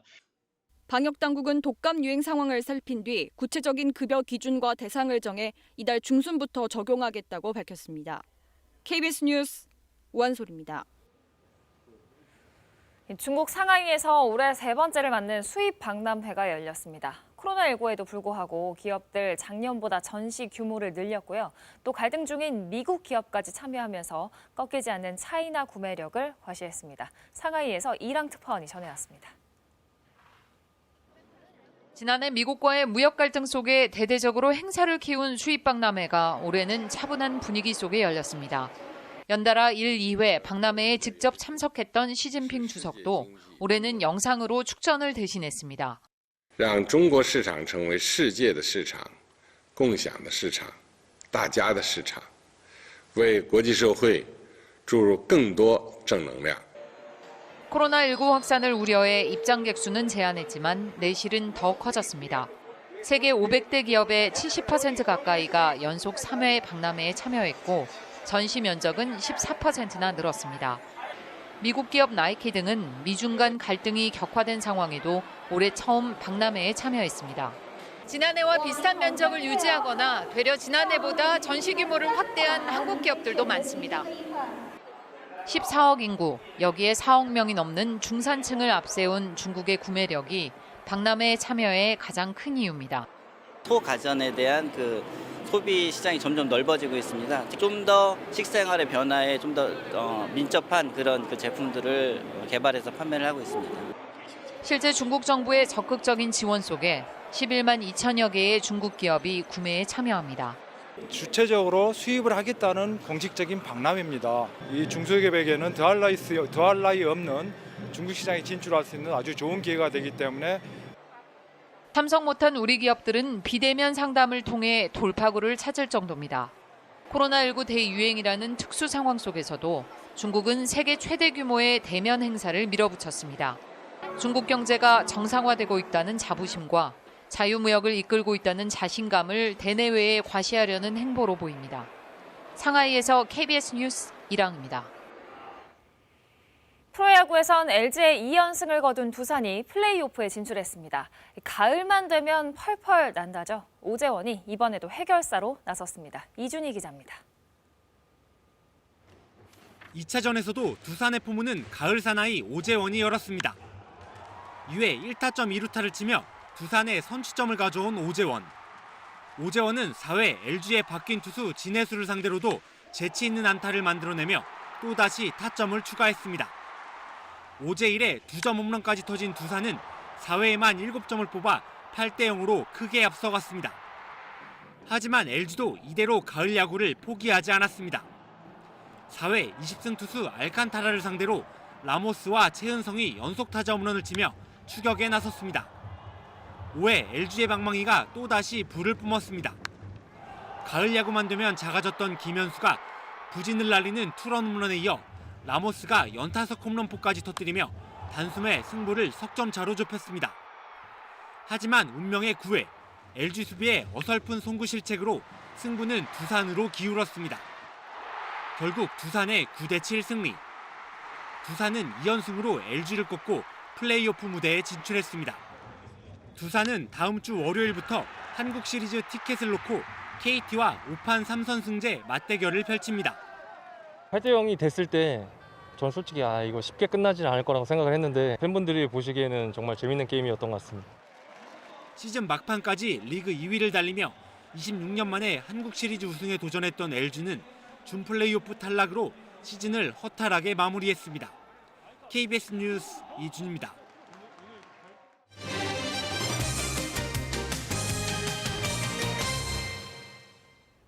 서울시가 서울과 경기도로 오가는 광역버스 정류장을 대폭 개선하는 사업을 추진하고 있습니다.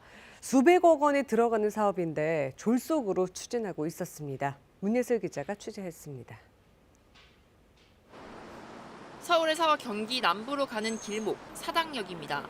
서울시는 올해 이곳과 강변역, 당산역 부근에 광역버스 정류장을 만드는 사업을 추진하기로 했습니다. 각각 100억 원의 예산이 책정됐습니다. 이 100억 원 어떻게 나온 숫자일까요? 서울시 담당 사업부서가 예산을 내려달라며 시투자심사위원회에 제출한 심사 의뢰서를 확보해 분석해봤습니다. 토목과 건축, 설비공사 등 7가지 항목의 세부 비용이 적혀 있는데 3곳 정류장에 드는 비용이 숫자 하나까지 모두 똑같습니다. 강변역과 당산역 환승센터는 도시고속도로 위에, 사당역은 일반 보도상에 지어집니다. 이 때문에 토목공사비와 건축공사비 등이 크게 차이날 수밖에 없는데도 똑같이 산정한 겁니다. 다음은 사업의 효과를 측정하는 비용 편익 분석, 역시 1.67로 똑같습니다. 심지어 의뢰서에 적힌 오타마저도 똑같습니다. 결국 외부위원이 참여하는 예산 검토 과정에서도 검토할 수준이 아니다. 똑같은 내용을 복사해서 사업을 허가해달라는 건 문제라는 지적이 나왔습니다. 서울시는 이에 대해 해당 사업은 확정된 게 아니고 기본 설계부터 다시 추진하겠다는 입장입니다. 그야말로 추정치로 낸 거기 때문에 그걸 가지고 통과가 된 게 아니에요. 하지만 취재 결과 이미 기본 설계는 물론 구체적인 실시 설계까지 용역 공고를 낸 것으로 확인됐습니다. 아무리 예산이 중요하다고 해도 그에 걸맞게 그 절차, 사실 투명성, 공정성을 담보를 해야 되지 않습니까? 이 같은 지적에 대해 서울시는 어제 행정감사에서 급히 예산을 확보하지 않으면 사업 추진 자체가 취소될 불가피한 상황이었다고 해명했습니다. KBS 뉴스 문예슬입니다. 시중에 판매되는 일부 손소독제에서 가습기 살균제 성분이 사용됐다는 사실 전해드렸는데요. 지난해 아프리카 돼지 열병이 퍼지던 시기에 정부가 실시한 항공 방제 약품에도 같은 성분이 들어있었다는 사실이 확인됐습니다. 이유민 기자입니다. 지난해 말 정부는 야생 멧돼지가 아프리카 돼지열병 바이러스를 옮기는 걸 막기 위해 드론과 항공기로 경기도와 강원도 일대에 대대적인 방역을 실시했습니다. 그런데 이렇게 하늘에서 뿌려진 소독제에 가습기 살균제 성분인 염화 벤잘코늄과 디데실 디메틸 암모늄이 포함된 사실이 확인됐습니다. 특히 염화 벤잘코늄은 일부 손소독제 제품에 사용돼 논란이 된 성분입니다. 폐와 눈, 피부가 손상될 뿐 아니라 태아기형을 유발할 수 있습니다. 지역 주민들은 실제로 피해가 나타났다고 주장합니다. 실뱀장어하고 황복 같은 경우는 그 환경에 너무 예민하다 보니까 수확량이 그 아프리카 돼지열병 그 방제로 하기 이전에와 어획량이 한 반 이상 줄어들었다고 봐야죠. 올해 1월 환경부의 임진강 수질 검사에서 가습기 살균제 성분이 검출됐습니다. 다 축적이 돼서 분해가 되지 않아요. 분해되지 않은 물질들이 다시 생태계를 통해서 우리한테 다시 노출될 수 있다는 그런 위험 요소가 있는 거죠. 농림부는 문제가 된 소독제를 사람이 접근하지 않는 지역에만 뿌렸고 현재는 사용하지 않는다고 밝혔습니다. 하지만 뿌려진 양만 2,000리터가 넘는 데다 넓은 지역에 흩뿌려지는 방역 특성상 농림부 주장이 무의미하다는 지적이 나옵니다. 인체나 환경에 어떤 위해성이 나타났는지 그리고 피해가 어느 정도인지 그걸 파악을 하고 난 다음에 중부처나 지자체에서 정확한 대책을 마련해야 한다고 생각합니다. 환경단체는 임진강 일대에 대한 정부 차원의 지속적인 영향평가가 필요하다고 강조했습니다. KBS 뉴스 이유민입니다. 지난 9월 대낮에 음주운전을 하다 6살 아동을 숨지게 한 남성에 대한 첫 재판이 열렸습니다. 피해자 가족들은 무거운 처벌이 나오지 않는다면 음주운전 사고가 계속 발생할 것이라면서 가해자에 대한 엄벌을 촉구했습니다. 박영민 기자의 보도입니다. 인도로 돌진한 승용차에 부딪힌 가로등이 쓰러져 있습니다. 얼마나 마시고 전부 떼가지고. 그러게. 지난 9월 엄마가 잠시 햄버거를 사러 간 사이 밖에서 기다리던 6살 이모군이 쓰러진 가로등에 머리를 다쳐 숨졌습니다. 운전자 김모 씨의 혈중 알코올 농도는 0.144%로 오후 3시 반 대낮인데도 면허 취소 기준을 훌쩍 넘는 만취 상태였습니다. 구속된 상태로 재판에 넘겨진 김 씨에 대한 첫 재판에는 이군의 가족들도 참석했습니다. 재판 중 발언 기회를 얻은 이군의 아버지는 사고를 바로 옆에서 지켜본 9살 첫째 아이가 동생을 지켜주지 못했다며 자책하고 있다라고 말했습니다. 그러면서 음주운전 처벌이 가볍지 않다는 점을 보여주지 않으면 계속 피해자가 생길 것이라며 가장 무거운 처벌을 해달라고 재판부에 호소했습니다. 음주 사망 사고를 냈을 경우 최대 무기징역까지 선고할 수 있는 윤창호법이 시행된 만큼 법 취지대로 엄격한 처벌이 이뤄져야 한다는 겁니다. 이번 판결이 기존의 판결과 다르지 않다면 계속해서 더 많은 피해자들이 생겨날 것이며 첫째 아이 역시 동생을 못 지켜줬다는 죄책감을 아이의 영정사진을 보며 계속 흐느끼던 이군의 어머니는 다시는 이런 일이 없기를 바라는 마음뿐입니다. 제발 음주운전을 멈춰주세요. 우리 아이한테 피해자가 생기지 않게. 김 씨에 대한 엄벌을 촉구하며 가족들이 올린 청와대 국민청원에는 지금까지 15만 명이 동참했습니다. KBS 뉴스 박영민입니다. 경기도의 한 사학재단의 고등학교 교사 채용 과정에서 부정이 있었다는 의혹이 사실로 드러났습니다. 경찰 수사 결과 합격자 13명 전원이 부정 채용된 것으로 드러났습니다. 보도에 김용덕 기자입니다. 이 사립학교는 지난 2월 정규직 교사 13명을 채용했습니다. 지원자가 488명이나 몰려 경쟁률은 37.5대 1. 그런데 당시 채용 과정에 부정이 있었다는 의혹이 제기됐었습니다. OMR 카드를 쓰잖아요. 그런 거 전혀 없이 그냥 백지에다가 연필로 쓰게 하고 누가 그걸 고쳐도 모르게끔 합격자분들이 거의 한 만점 가까이 나오셔가지고 기존 기관들끼리 다 올라와가지고 다 이상하게 느끼긴 했었죠. 경기도 교육청 감사에서 채용 인원을 미리 협의하지 않은 것으로 드러났고 채용 부정 의혹도 구체화됐습니다. 채용 비리 부분에 대해서는 개연성을 부인하고 있는 거잖아요. 그래서 이제 수사를 한 거거든요. 다만 일주일 상황이 이제 여러 개 포착돼가지고 그런 부분 같이 조사를 맡긴 거죠. 경기 남부경찰청 수사 결과 재단 이사장의 아들인 행정실장 A씨 등이 문제를 빼돌려 일부 지원자에게 건넨 것으로 드러났습니다. 경찰은 최종 합격자 전원에게 문제가 있었고 일부 합격자는 수천만 원의 금품을 전달한 것을 확인했다고 밝혔습니다. 수사 내용을 통보받은 교육청은 아직 학교에 남아있는 신임교사 9명을 직위 해제하도록 했고 최종 수사 결과에 따라 학교에 대한 징계 수위를 결정할 방침입니다. 경찰은 이사장 등 재단 관계자와 신규 채용된 교사 등 22명을 입건하고 이 가운데 행정실장 등 3명을 구속해 검찰에 송치했습니다. 또 다른 관련자가 있었는지 등에 대해서도 수사를 계속하고 있습니다. KBS 뉴스 김용덕입니다. 이 시각 출근길 교통 상황 알아보겠습니다. 서울경찰청입니다.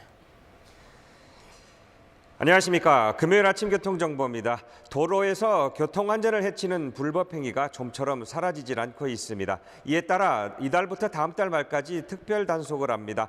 주요 대상 중에 난폭, 보복운전을 비롯하여 음주운전과 동승자까지도 해당이 됩니다. 오늘 아침도 준법운전, 안전운전 하시기 바랍니다. 서부간선도로 오목교 부근이 양방향 지체와 정체되고 있는 가운데 외곽 쪽으로는 철산교 이후까지 밀리고 있습니다. 경부고속도로 서울도심 구간 외곽 쪽으로 잠원에서 반포나들목 이후까지 밀리며 반대 도심 안쪽으로 양재나들목에서 서초나들목 이전까지 짧은 정체입니다. 3일로 을지로 이가 부근 평소와 달리 한산한 출근길 되고 있으며 한강로 한강대교 부근부터 삼각지역 로타리 부근까지 간간히 지체와 서행 외에는 전반적으로 큰 어려움 없는 편입니다. 교통통제 및 혼잡 예상 정보입니다. 마포구청 앞에서 오전 9시부터 오후 2시까지 소규모 집회와 도로 행진이 예정돼 있으며 한 개 차로를 이용해 월드컵 경기장을 갔다가 원점으로 돌아오게 됩니다. 청담대교 유지보수공사로 오후 1시부터 2시 30분까지 한 개 차로가 부분 통제될 예정입니다. 교통정보였습니다.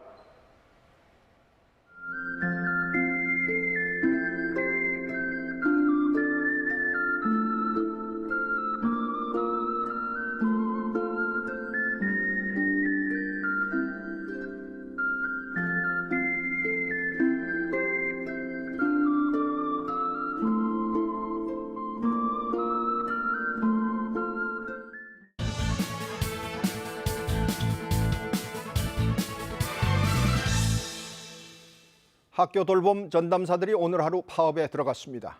학교 돌봄 운영권을 지방자치단체에 이관하는 법안을 반대하는 단체 행동입니다. 돌봄 전담사 13,000여 명 중 약 절반이 파업에 참여합니다. 당장 그동안 돌봄 교실에 아이를 맡겨온 학부모들이 연차를 내거나 아이를 대신 맡아줄 사람을 찾느라 발을 굴렀습니다. 2004년 시작된 초등 돌봄 교실은 맞벌이나 저소득층, 한부모 가정 등 돌봄이 필요한 가정의 초등학생을 대상으로 방과 후 학교에서 돌봄을 제공하는 서비스입니다. 현재 20만 명 이상이 이용하고 있습니다. 돌봄 교실은 교육부와 보건복지부, 여성가족부 등 3개 부처의 분산 운영돼 비효율적이라는 비판을 받아왔습니다. 교육부는 법이 아닌 고시에 따라 운영해 왔습니다. 여당의 일부 국회의원들이 온종일 돌봄체계 운영 지원에 관한 특별 법안을 발의한 것도 이 때문입니다. 하지만 지자체 이관이 문제가 됐습니다. 지자체로 이관되면 예산 문제로 고용이 불안정해지고 지자체별로 서비스에 질적 차이가 생기는 등 돌봄의 질이 오히려 나빠진다는 것입니다. 지자체는 돌봄 교실을 민간에 위탁할 수밖에 없어 장사로 전락할 것이라고도 걱정합니다. 돌봄 전담사들은 법안 철회와 상시 전일제 전환 등 처우 개선을 요구합니다. 이에 반해 교육계는 돌봄 교실을 교육의 영역이 아닌 아동복지의 측면에서 보는 게 맞아 법안에 찬성하지만 돌봄 파업에 교사들을 대체 투입하는 것은 대체근로 금지 위반이라며 반대합니다. 해결책을 찾는 데 지혜를 모아야 합니다. 아이들과 학부모들이 피해자가 돼서는 안 됩니다. 돌봄 운영의 주체를 정하는 게 중요하지만 무리하게 강행할 만큼 최우선은 아닙니다. 쉬운 것부터 풀어야 합니다. 전일제 돌봄 전담사를 늘리고 교원들의 업무 부담은 줄이고 돌봄 전담사들의 복리후생을 차츰 더 좋게 하는 일부터 하면 됩니다. 특히 이해 당사자들이 참여한 협의체를 구성해 더 큰 틀의 해법을 찾을 필요가 있습니다. 뉴스 해설이었습니다. 지금 전국에는 구름이 많이 끼어 있는데요. 오늘은 곳곳에 약하게 비가 내리겠습니다. 서해안에 떨어지던 빗방울은 지금 소강 상태를 보이고 있습니다. 오늘 오전까지, 내일 오전까지 수도권과 강원 영서, 충청과 남해안 지역, 제주에는 5mm 미만의 비가 내리겠고요. 남부지방에도 오후에 산발적으로 빗방울이 떨어지는 곳이 있겠습니다. 지금 충남 지역과 세종 지역은 초미세먼지 농도 나쁜 단계를 보이고 있는데요. 오늘 경기 남부와 충청, 전북과 대구에서는 초미세먼지 농도가 일시적으로 나쁨 수준까지 오를 수 있겠습니다. 주말인 내일은 황사의 영향을 받겠습니다. 어제 중국에서 발원한 황사가 북서풍을 타고 점차 유입되면서 내일 오전에는 백령도를 시작으로 오후에는 중부지방을 중심으로 미세먼지 농도가 높게 나타나겠습니다. 일요일에도 한반도 전체에 황사의 영향을 받을 가능성이 있습니다. 오늘 전국에는 구름이 많이 끼겠고요. 동해안 지역은 대기가 무척 건조한 가운데 강원 영동에는 바람이 강하게 불겠습니다. 현재 기온 살펴보겠습니다. 어제 아침보다 기온이 많이 높은데요. 낮 기온은 서울이 14도, 대구 16도, 광주 18도 등으로 어제와 기온이 비슷하거나 조금 높겠습니다. 바다의 물결은 동해 먼바다에서 최고 2.5m까지 약간 높게 일겠고 그 밖의 해상에서는 비교적 잔잔하겠습니다. 날씨 정보 전해드렸습니다. 네, 이번 주말에는 황사를 주의하셔야겠네요. 금요일에 전해드린 뉴스광장 여기서 마칩니다. 고맙습니다.